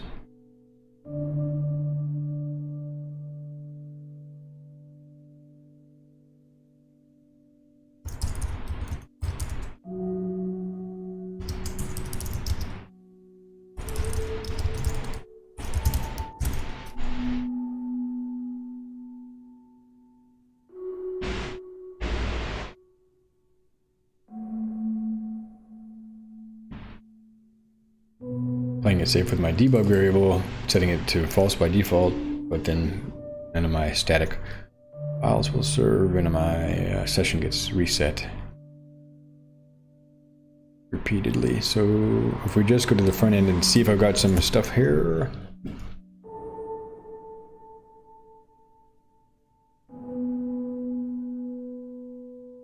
In the library.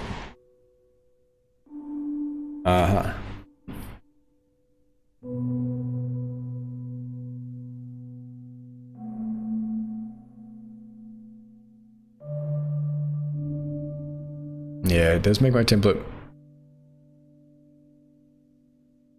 harder to grok, and it crashed the browser. Alright. Store.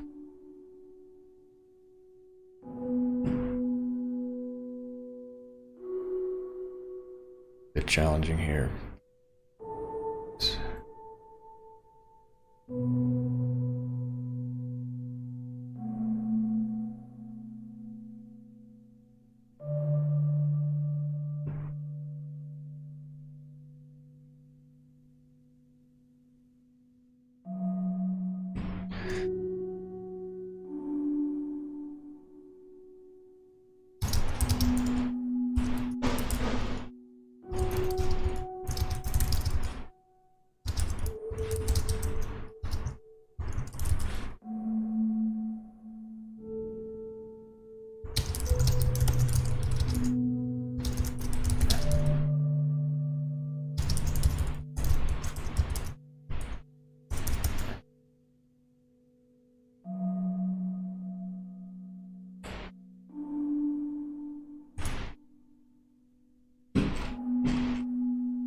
There you're seeing is due to Django's template language syntax, okay. In Django templates, you can't call a method with arguments directly in a template tag like you would do in Python code. Oh, okay. The for tag in Django's template language expects a list or query set to iterate over, not a function call with arguments. That makes sense. A common workaround for this is to calculate this value in your view and pass it as an optional context variable to your template, hence the approach the tutorial took. This way you can avoid calling the method in the template. And that's what they did, and they just attached this to the page. I don't want to do that if possible. Oh, here we are. This is a bit cleaner at least.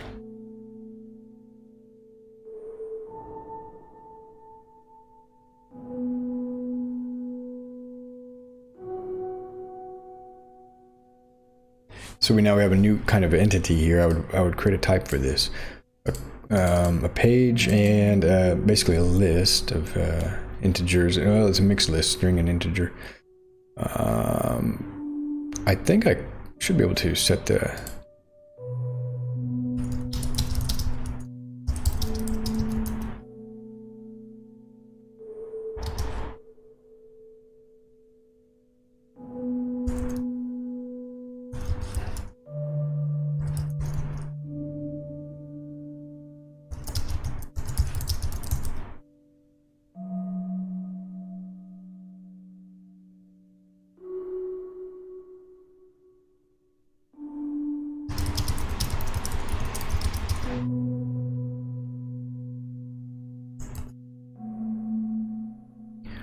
Fortunately, Django templates are designed to be relatively logicless, of course. They are meant primarily for simple presentation and data. They are not capable of complex logic or function calls like you would find in Python code. You cannot assign a value to a new variable directly within the Django template. Alright, this is a design decision made by Django's creators. Yeah, I get it. If you find yourself needing to perform logic in your templates that language is not capable, but it's usually a sign that you should be performing this logic in your views or model methods. Yeah. This seems like a common enough use case. It would be nice improvement in the, if I could call a method that says get elided page range or whatever the heck it was called again.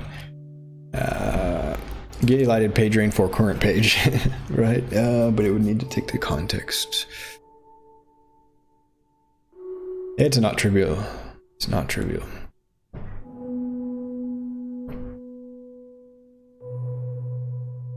Alright, so we're back to this sort of quasi thing.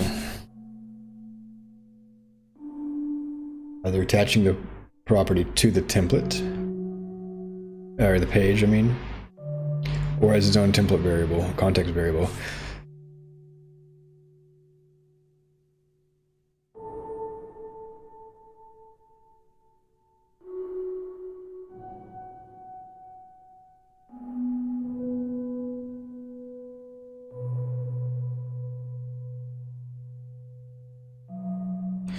I'm leaning towards the latter and defining another sort of entity.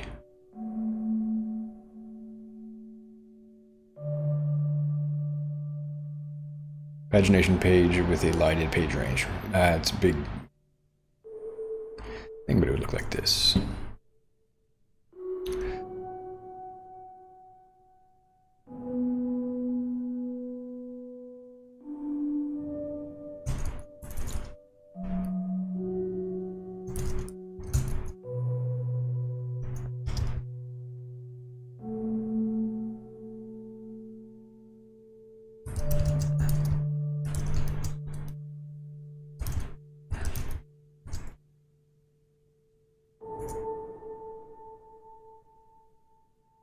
So let's do string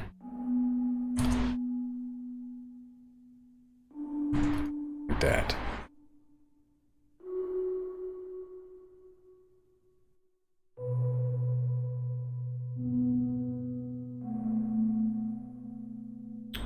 And this will return that.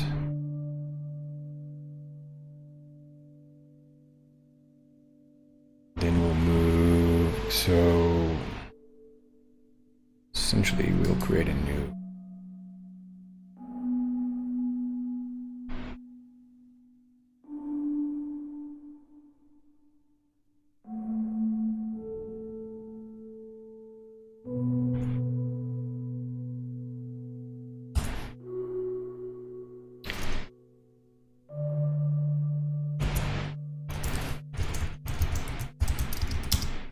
see what it tells me.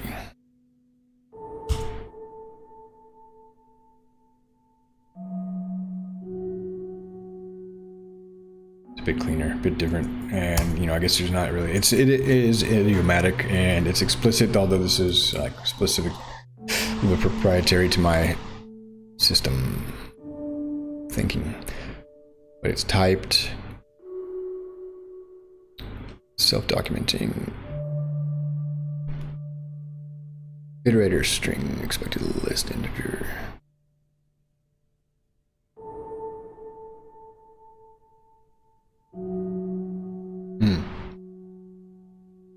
Alright, I think I can just import that from typing.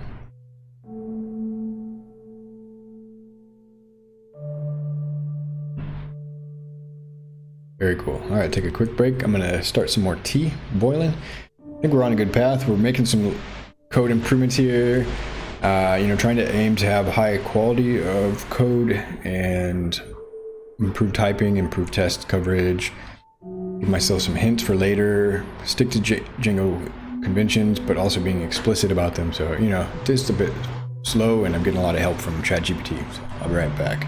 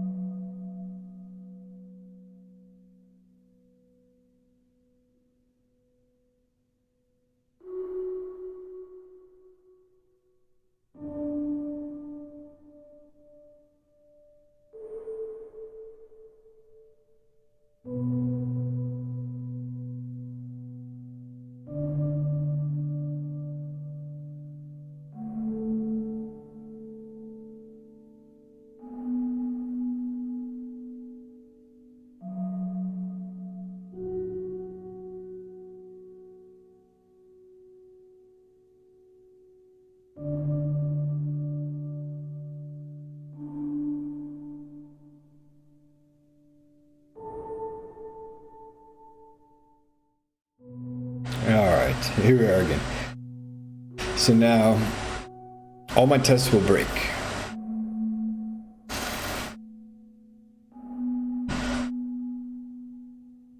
So we're kind of back, not completely from scratch.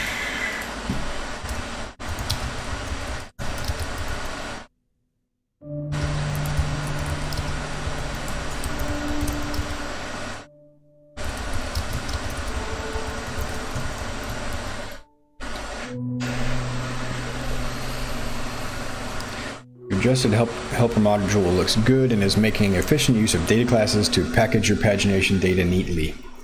Just make sure to use this get paginated items function in your view and pass the return paginator page with elided page range instance to the templates.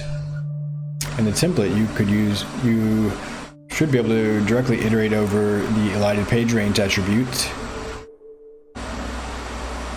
of your instance. I could also just split them out for item and paginated items page.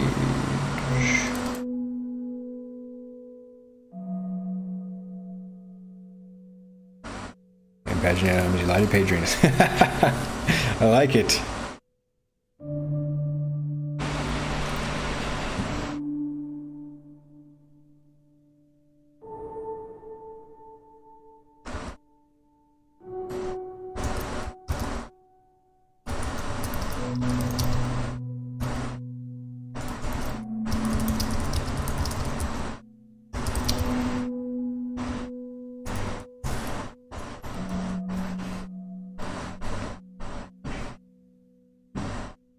Great. The updated tests look correct given the modification to the get paginated items function. However, you need to adjust the way you're calling the attributes of the result, as it is now an instance of paginator page with elided page range. Here's how you can adjust the tests.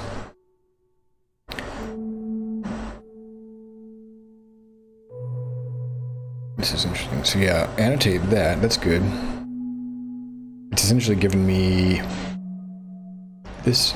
Should now correctly access the page and page number from the return paginator object. I'll try just going with it as it returned.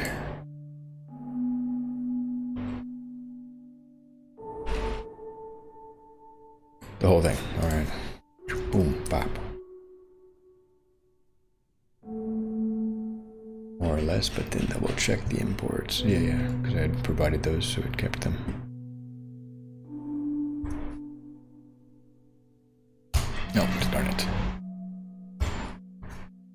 Run. Yes. The tests. Huh. Really good. Really good. So all the page number tests work, and we'll just need the elided thing. Test that now.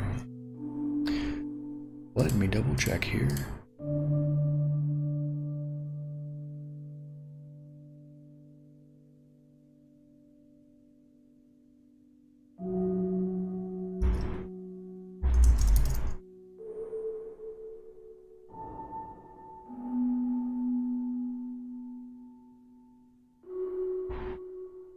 Oops, all right, I was getting ahead of myself here.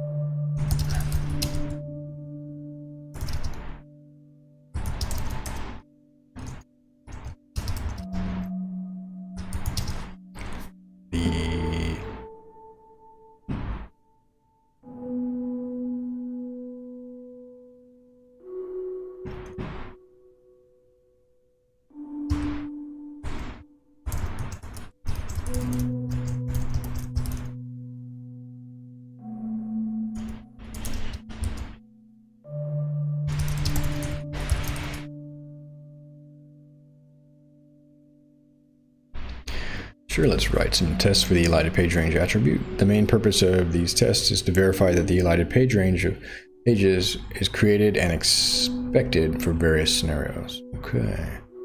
So we've got the existing tests and the same setup. Good stuff. And oh wow, nice. And it knows it's a paginator ellipsis, really good. Holy mackerel. So these tests check for the following scenarios. Test elided page range. This test case verifies that when the current page is in the middle of the range, we get the expected elided page range with ellipsis at both ends. Test elided page range, first page. Test that verifies that when the current page is first page, we get the expected elided page range with ellipsis only at the end.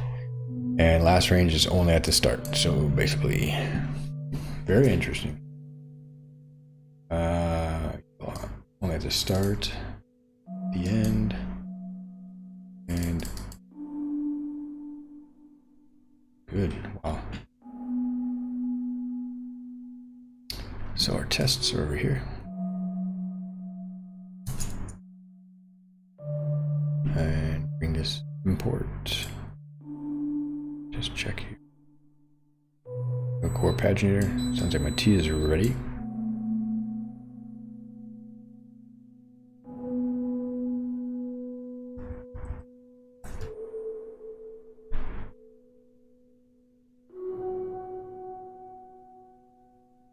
We'll run those.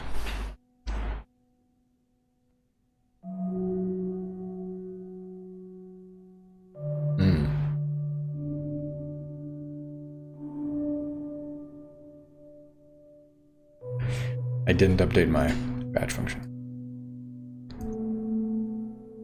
There we go. Now we're on the same page. It did make note of that. I overlooked that. Oh, darn it.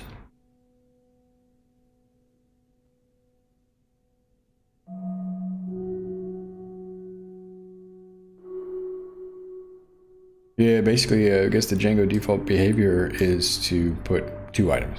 Okay, alright, no problem. Just need to fix those.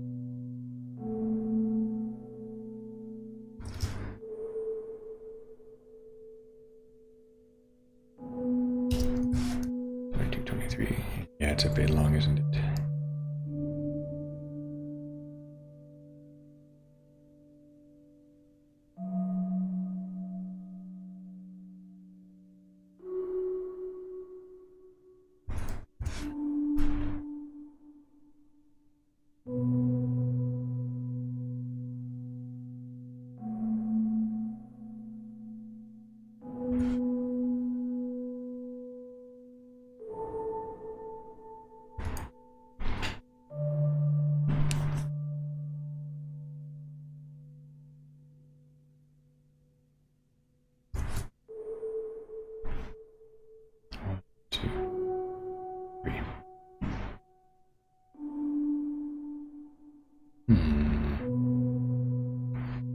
Ah, 20, 21, 22, 23.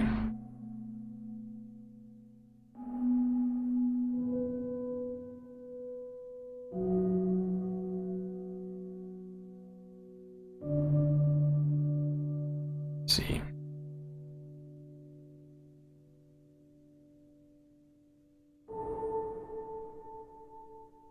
Test elided page range, first page. 1, 2, 3, 4.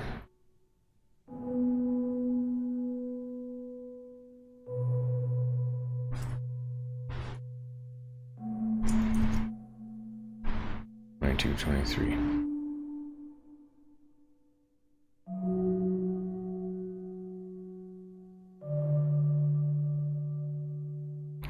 Test elided page range, last page. 1, 2, 20, 21, 22.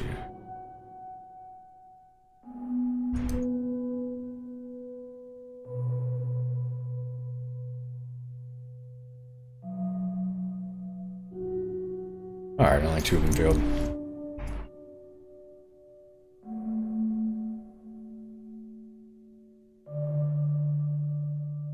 Eight pass. Due to Python being dynamic. MyPy doesn't know about paginator ellipses.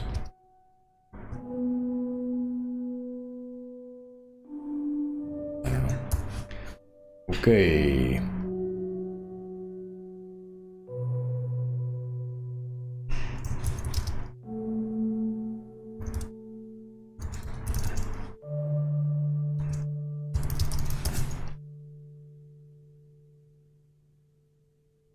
Now we can use this. Tested code.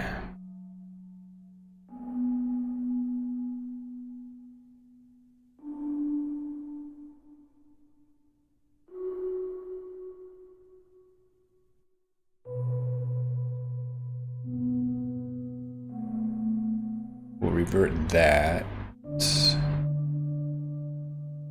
I understand more why it won't work. And now we will leave that open.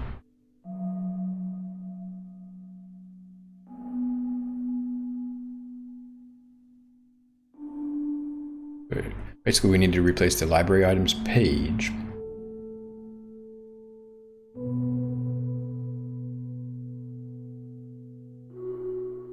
with a call.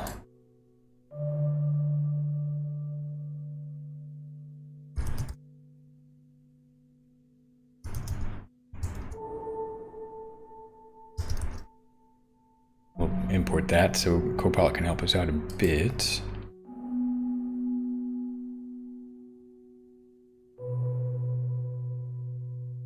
And library items for page and page number.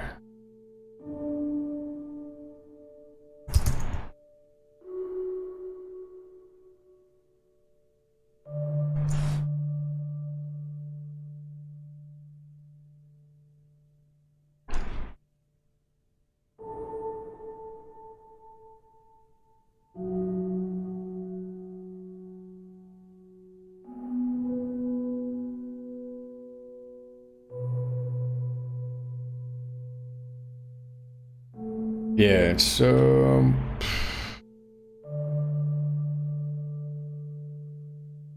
now becomes a bit simpler. We have a default page number.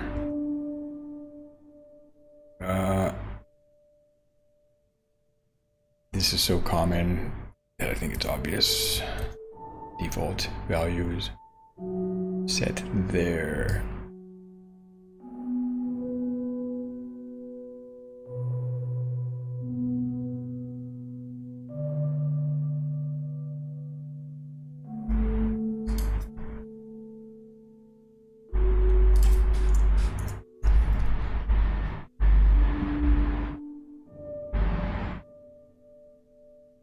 Now,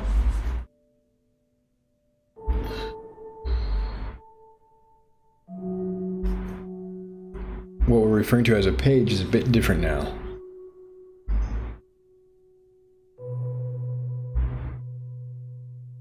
It would be like page.page. It's kind of a bit awkward. Let's see what we're calling it here. Paginated items.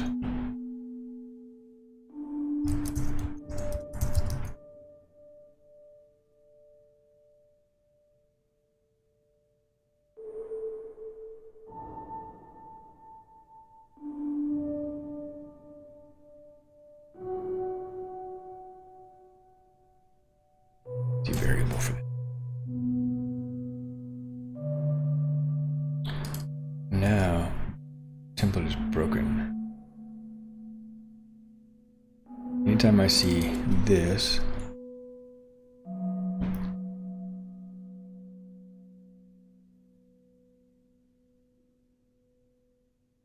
I can replace it, but caveat.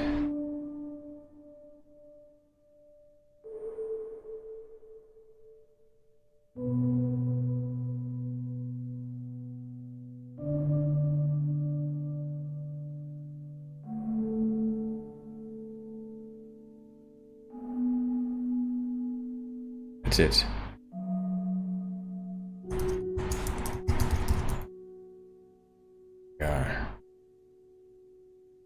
Now, ellipsis.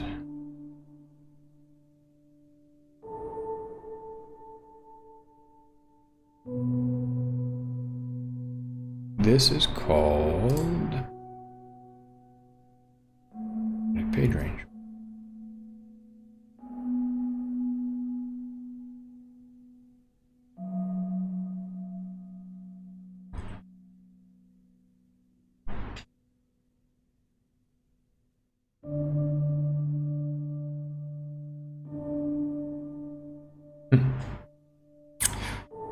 Let's run it.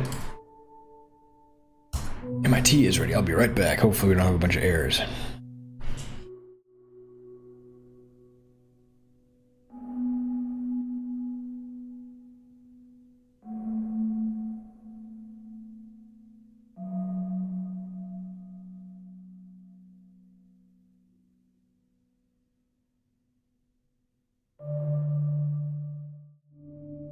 Alright, so refreshing the, we didn't have any errors, except session corrupted. I thought I fixed that, but go to library media, and I don't have any media items, so I'll need to log in.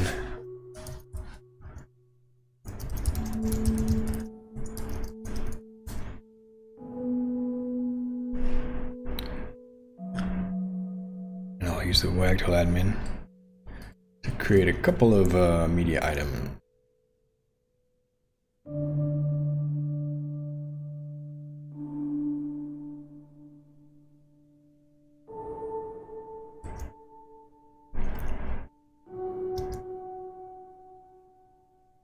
And hopefully I can just publish.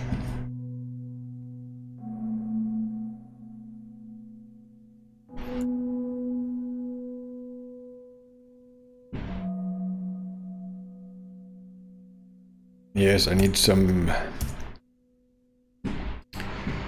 either fixture or just factory method to create a bunch of these. I don't know what number I'm number.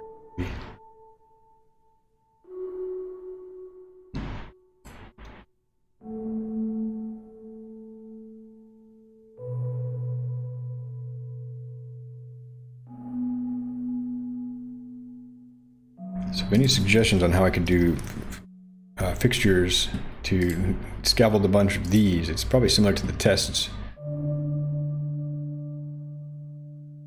You know, set up a quick development environment and have a lot of content available without needing to kind of store actual data.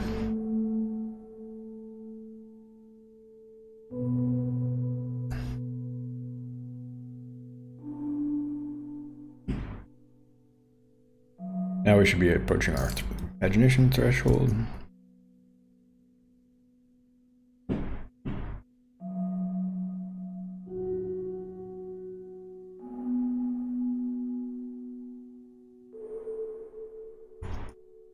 Apparently our memory threshold.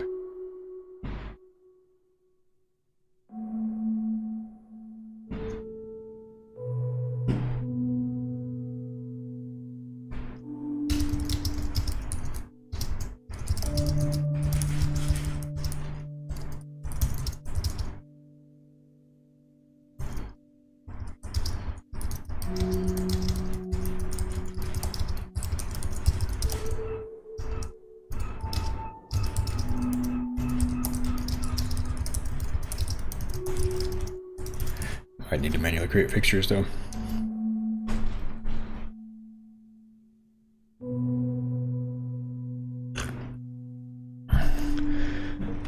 And great. Oops. Sure. Way down here. Oh yeah. Factory Boy is a great tool for creating fixtures in a development environment. You can use Factory Boy to automatically generate model instances for testing and development purposes. Here's a basic example of how you can set it up. So you install it, you define your factory, and then you can create new model instances and reference them. This will create 100 of them. Now you can create management commands.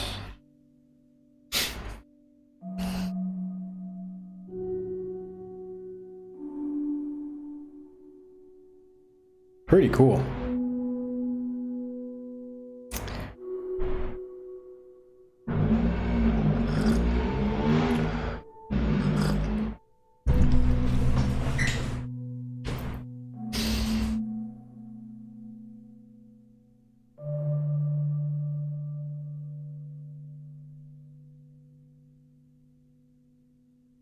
This is a complex model. This multimedia library item is working with images and videos and embeds. So I think the factory setup would be pretty complicated and probably out of scope for this pull request.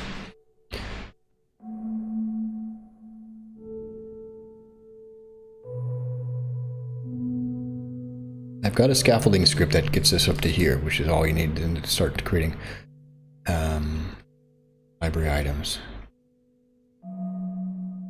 But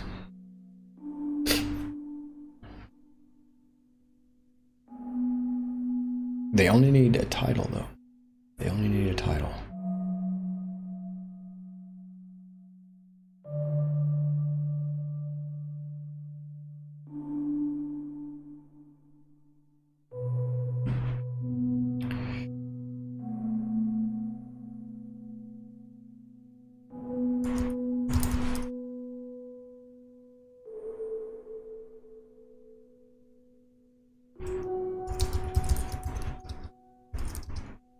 Yeah, let's try it out. And from Factory Boy.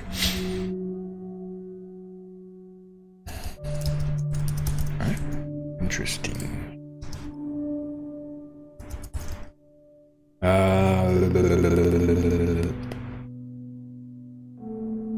That's correct, that's correct, that's...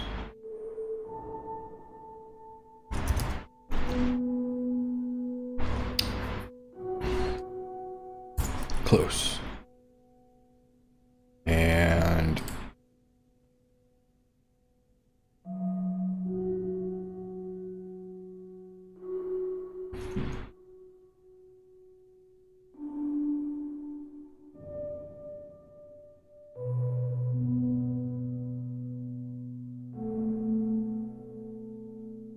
that's correct. Okay, now it's starting to... Hey, come back with that. That's good. Body's a bit more challenging. We'll come back to that one. Audience will not work.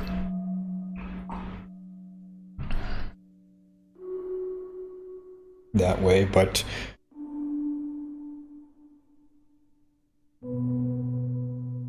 it's a foreign key.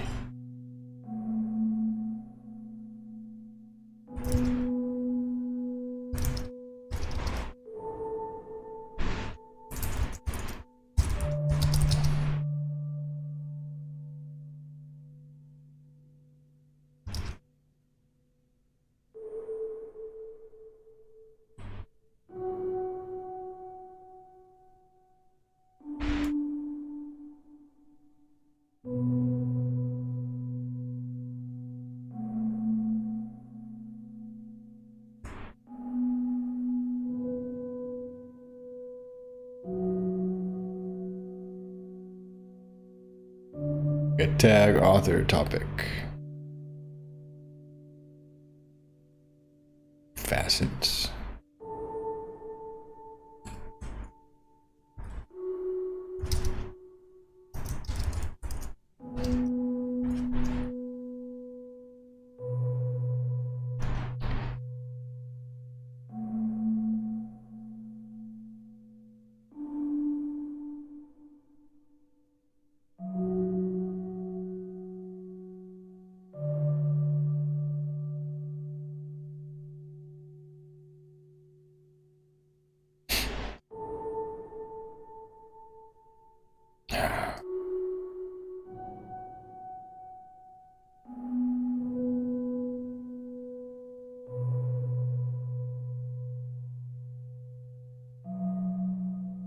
We're testing this factory.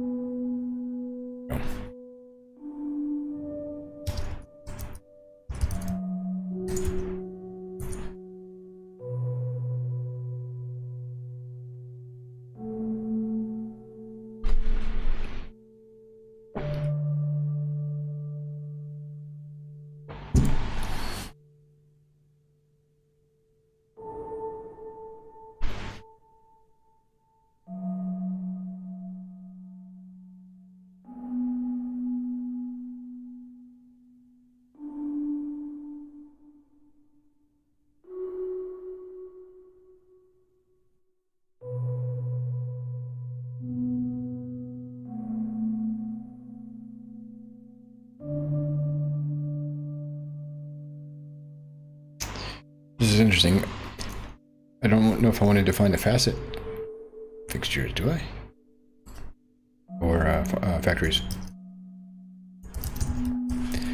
Like Factorio today, then.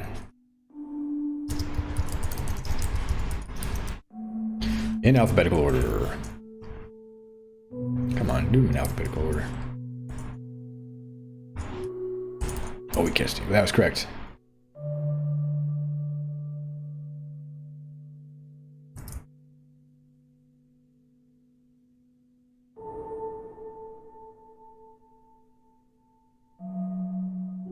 That's topic. There.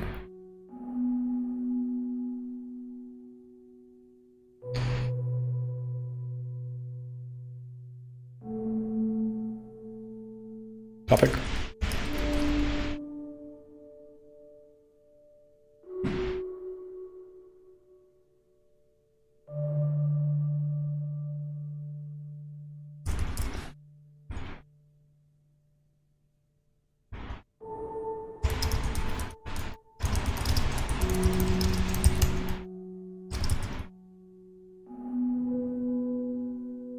Oh, nice. Oh, nice. Okay.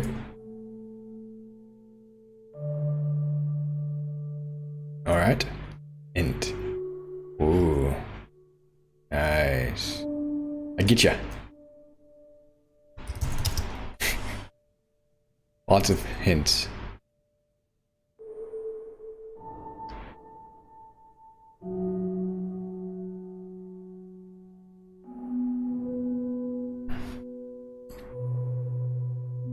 Audience.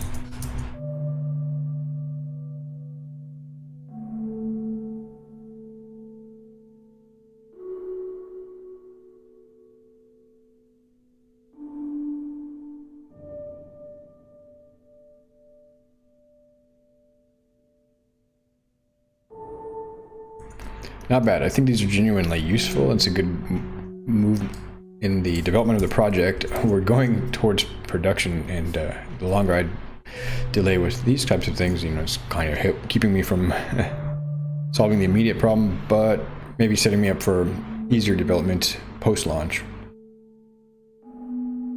And any other potential contributor that needs to quickly get a bunch of test data. Okay, so we've got this.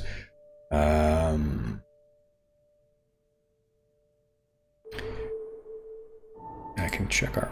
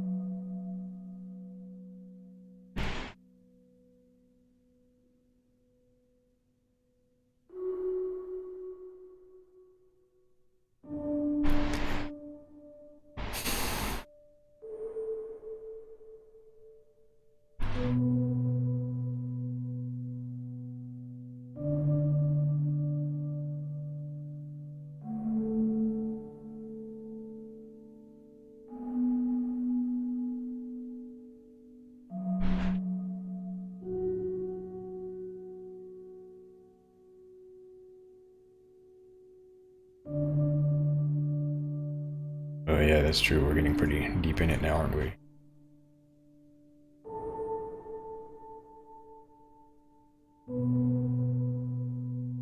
That's true though, wow.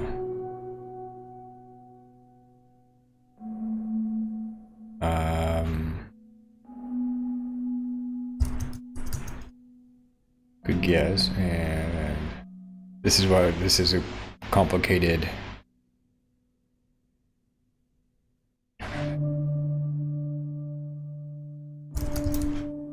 Okay, I'm just going to go head first into this one.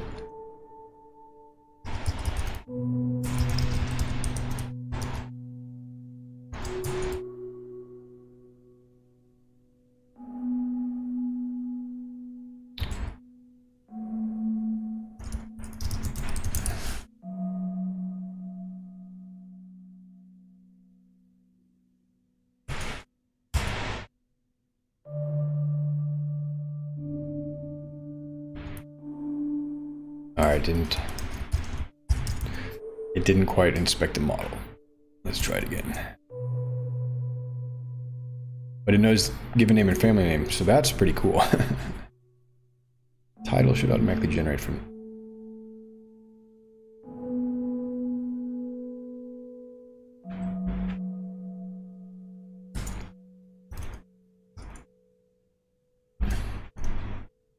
I don't know how I can use the same. That's a bit confusing.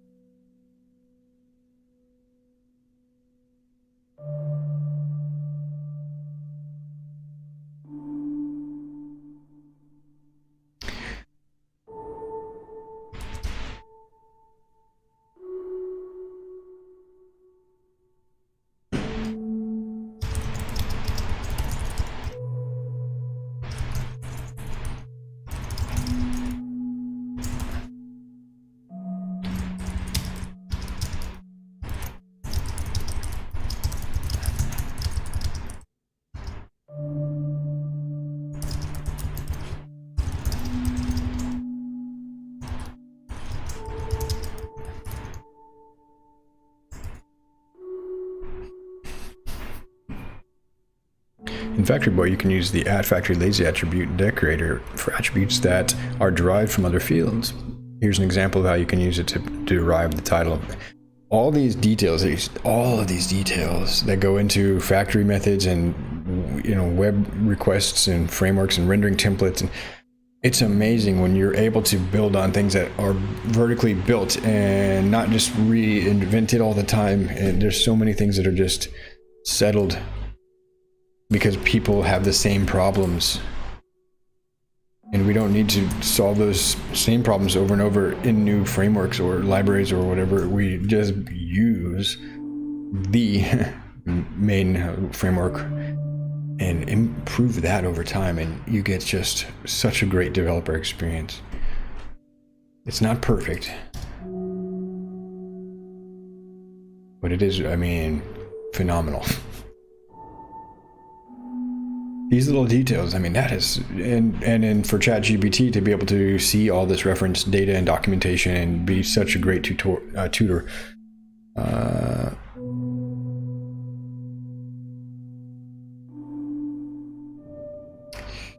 Interesting. Maybe, so this could be just a dynamic typing issue.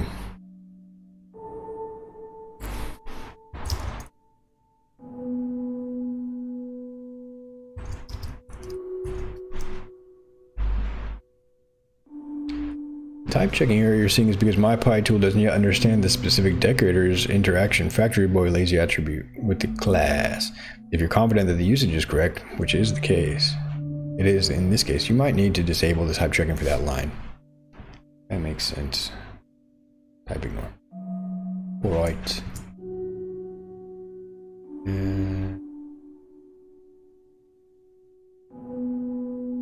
Nice. Let's see if there's anything else here. I wonder what else. Slug, yes. That's true, but Django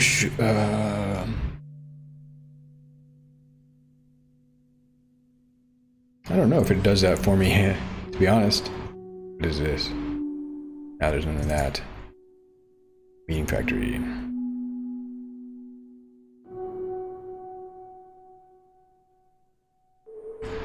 Let's try something real quick. If I do something like organization name.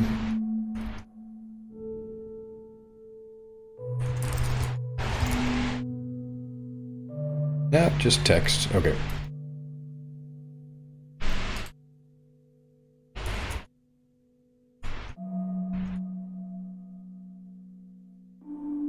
What did I do? Why is this planing?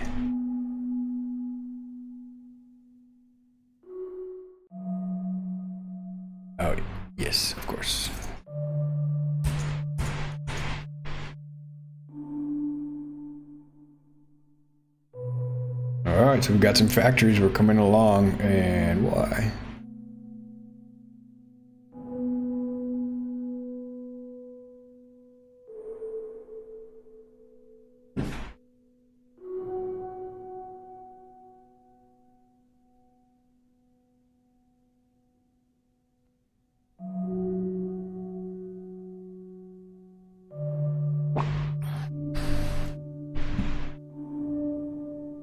Yeah, to do runtime time checking, type checking. Okay. Type ignore. Yes.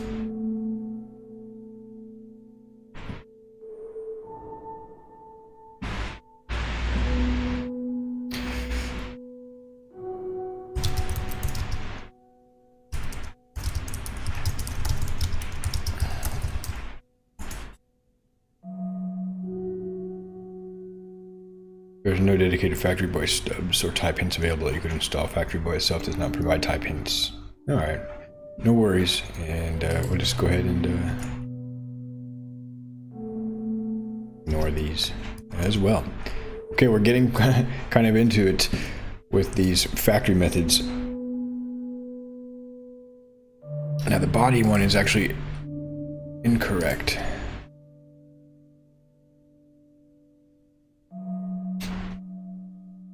But for the time being,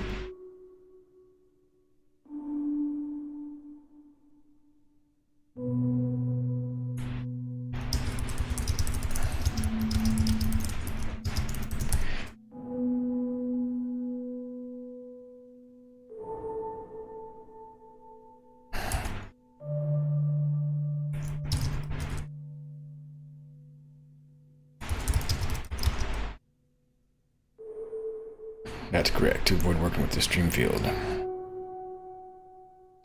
Or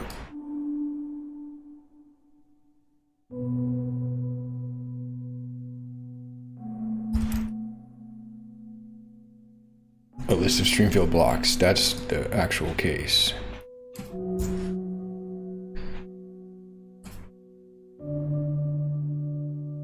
No.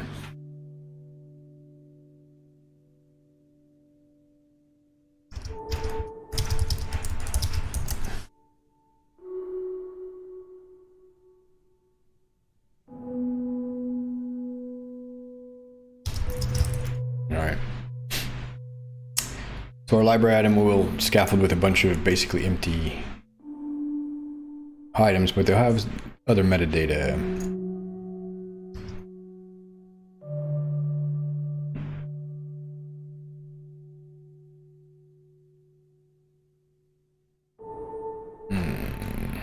So many of these.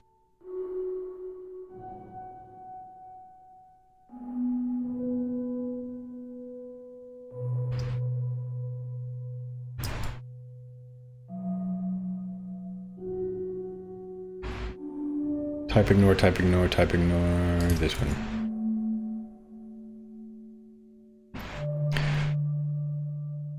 All right.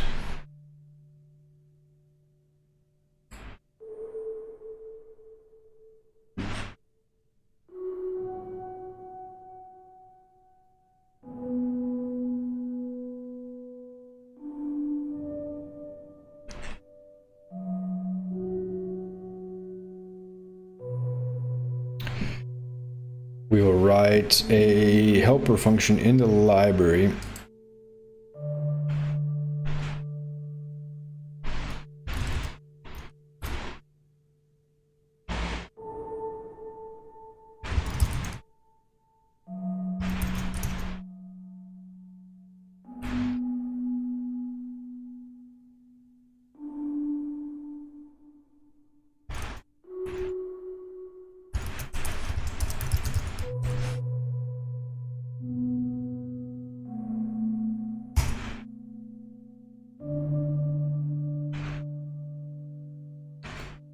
Basically grab that.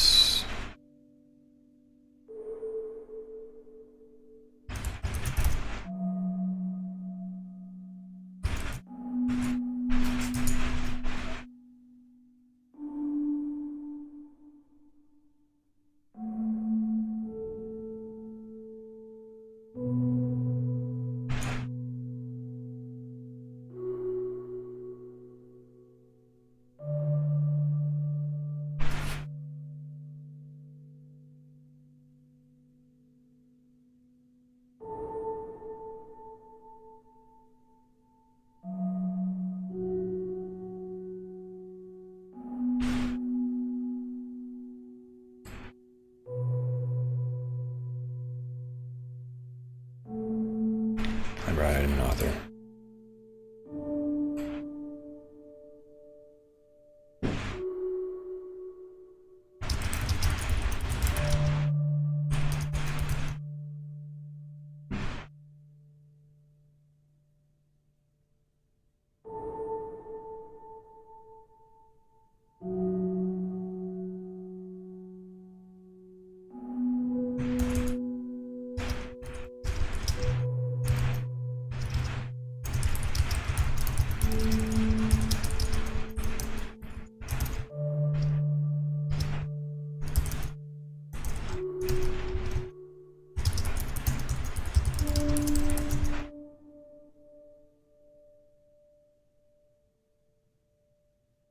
Create a management command to generate 100 library items with corresponding library item authors. First, you need to define a new management command.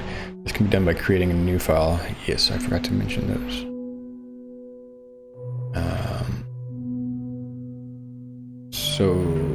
Aha.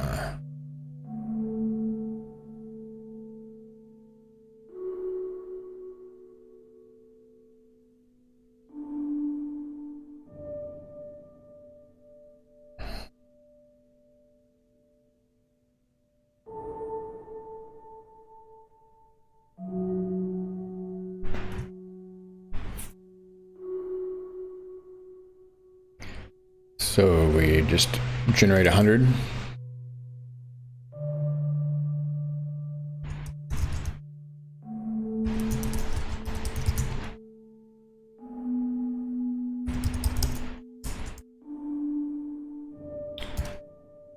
And then we import that as well.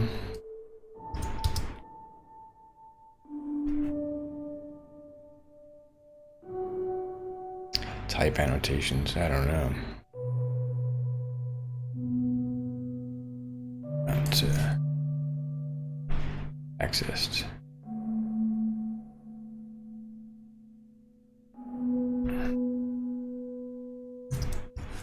All right, let's just try it out.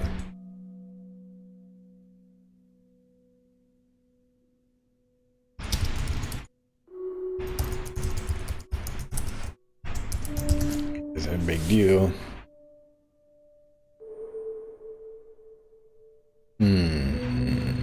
Verbosity. Keyword arguments. I need those actually.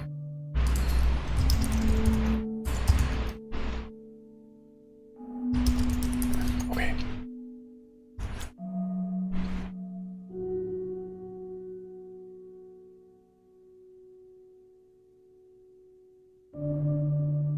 Yep. All right.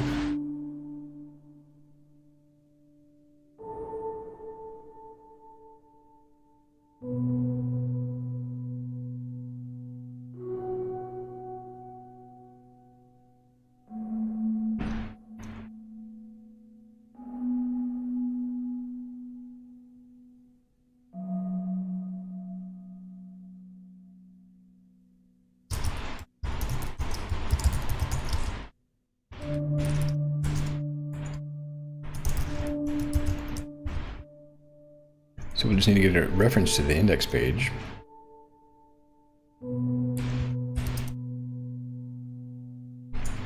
And it should only be one, really.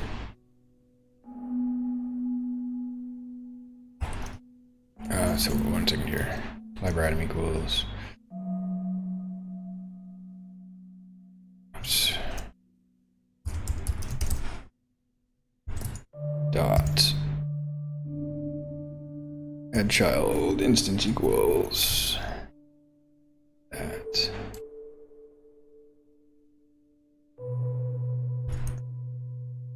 And we should get,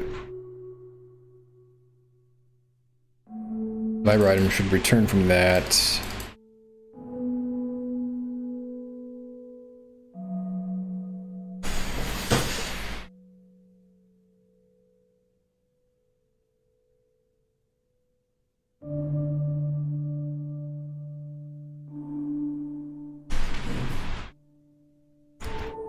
We just won't have authors for now, I suppose, because that means I'd have to set up the authors to create these authors underneath the authors index or the contacts index page is too complicated, man.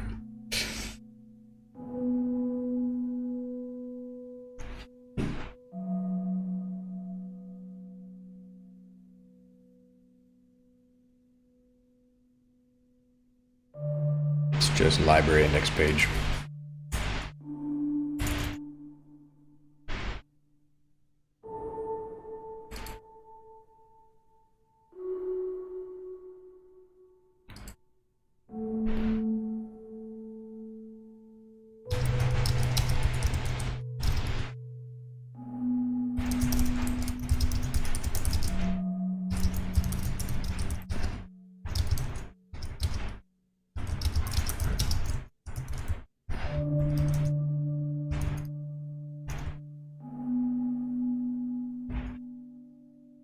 I like to do it in the factory.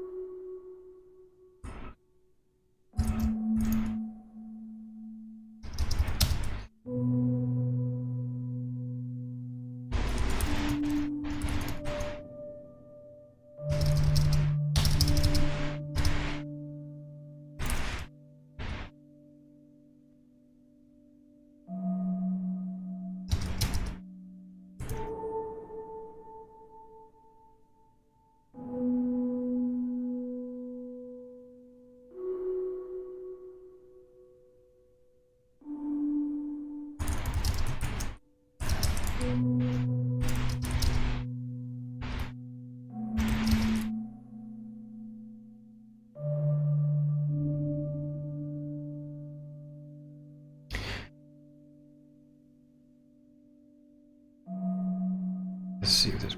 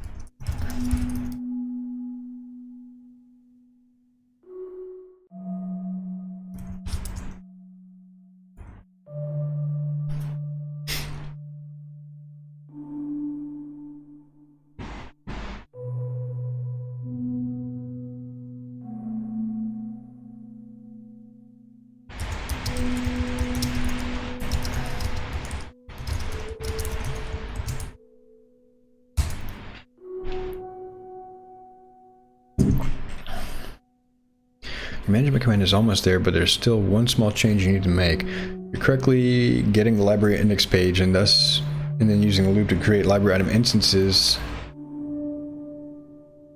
as children. However, when you call add child, you're supposed to pass the child instance you want to add, but library item factory isn't actually creating an instance, it's just preparing to create one. To actually create the instance, you need to call create parent library. Okay.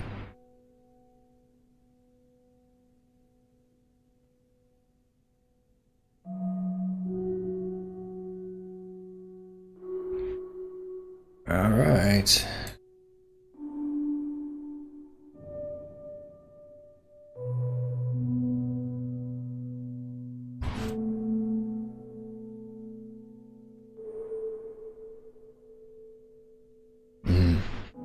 So I was thinking it's a wagtail specific thing. It's made non-trivial.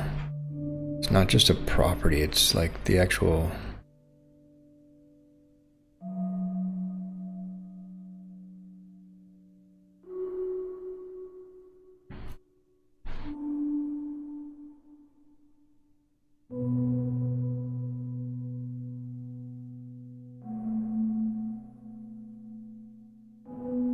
It's because it's a Treebeard model. So I was afraid this is going to... Validation errors because page and wagtail, like your library item, and the path and depth are necessary. These are automatically set when you use the wagtail API to create a page as a child of another, but when you're using factory boy to create a page, you have to manage these fields manually. An easier way to solve this would be use of a parent add child instance method. Here's how you can do it. This is what I was trying to do. That's what it was missing. Sure, they can be published. Righty then. Very nuanced. Please work. This will be really useful. Oh. Alright, that's different.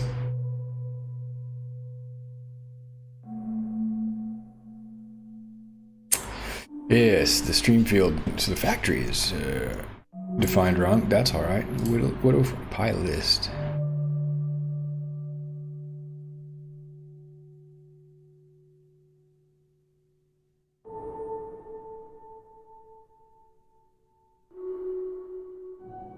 Come back to the body here later, maybe.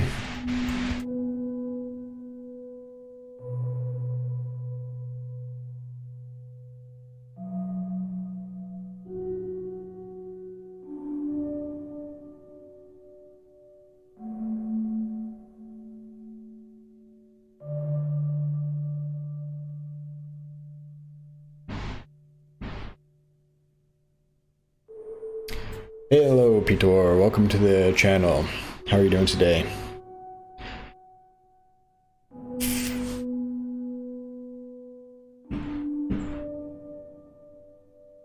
This is an interesting bug. Maybe ChatGPT can help me save these related instances.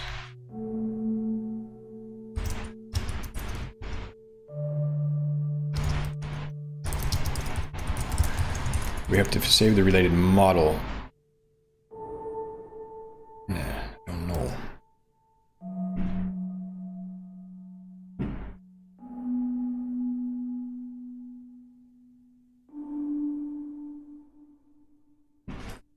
Are you doing any Python development, or have you been working with Django?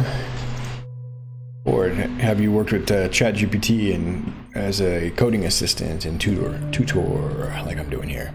The issue you're encountering comes from the fact that the related objects are not being saved before being associated with a library item instance. Aha. When using Factory Boy with Django, related objects can be created using subfactory. However, this requires that the related object instance be saved into the database before the parent instance is saved. Yeah, okay, I am using subfactory here. You can ensure the related objects are saved first by using the related factory or related factory list options. Yeah, okay, cool. Or by overriding the create method in your library item factory. All right. Here's how you could use the related factory. Audience.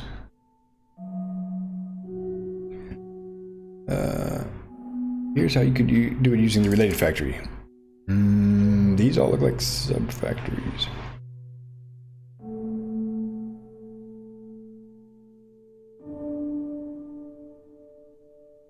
What do I do there? Related factory.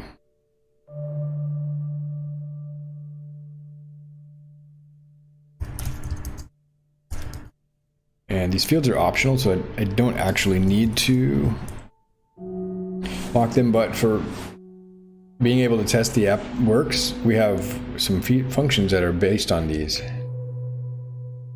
Oh man, oh man, oh man.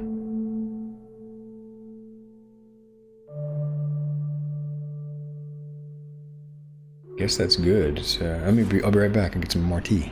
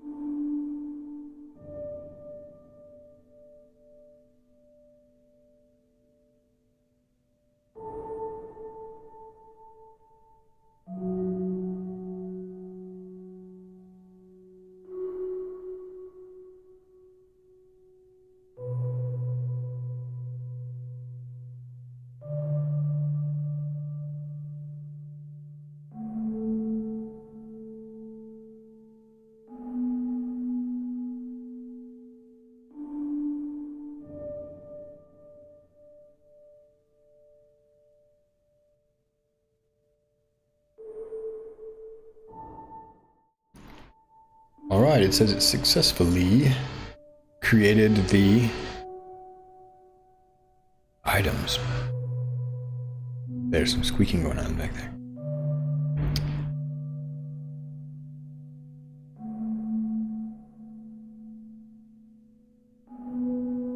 I'm curious, let's run it. If it's able to reuse those genres and mediums, time periods, and audiences, that's cool. If there's not a unique one for every instance, that would be just a bit excessive. So we can check that here under audiences. There's nothing. Nothing at all. Under facets. Yeah, that's where they are. All right, well.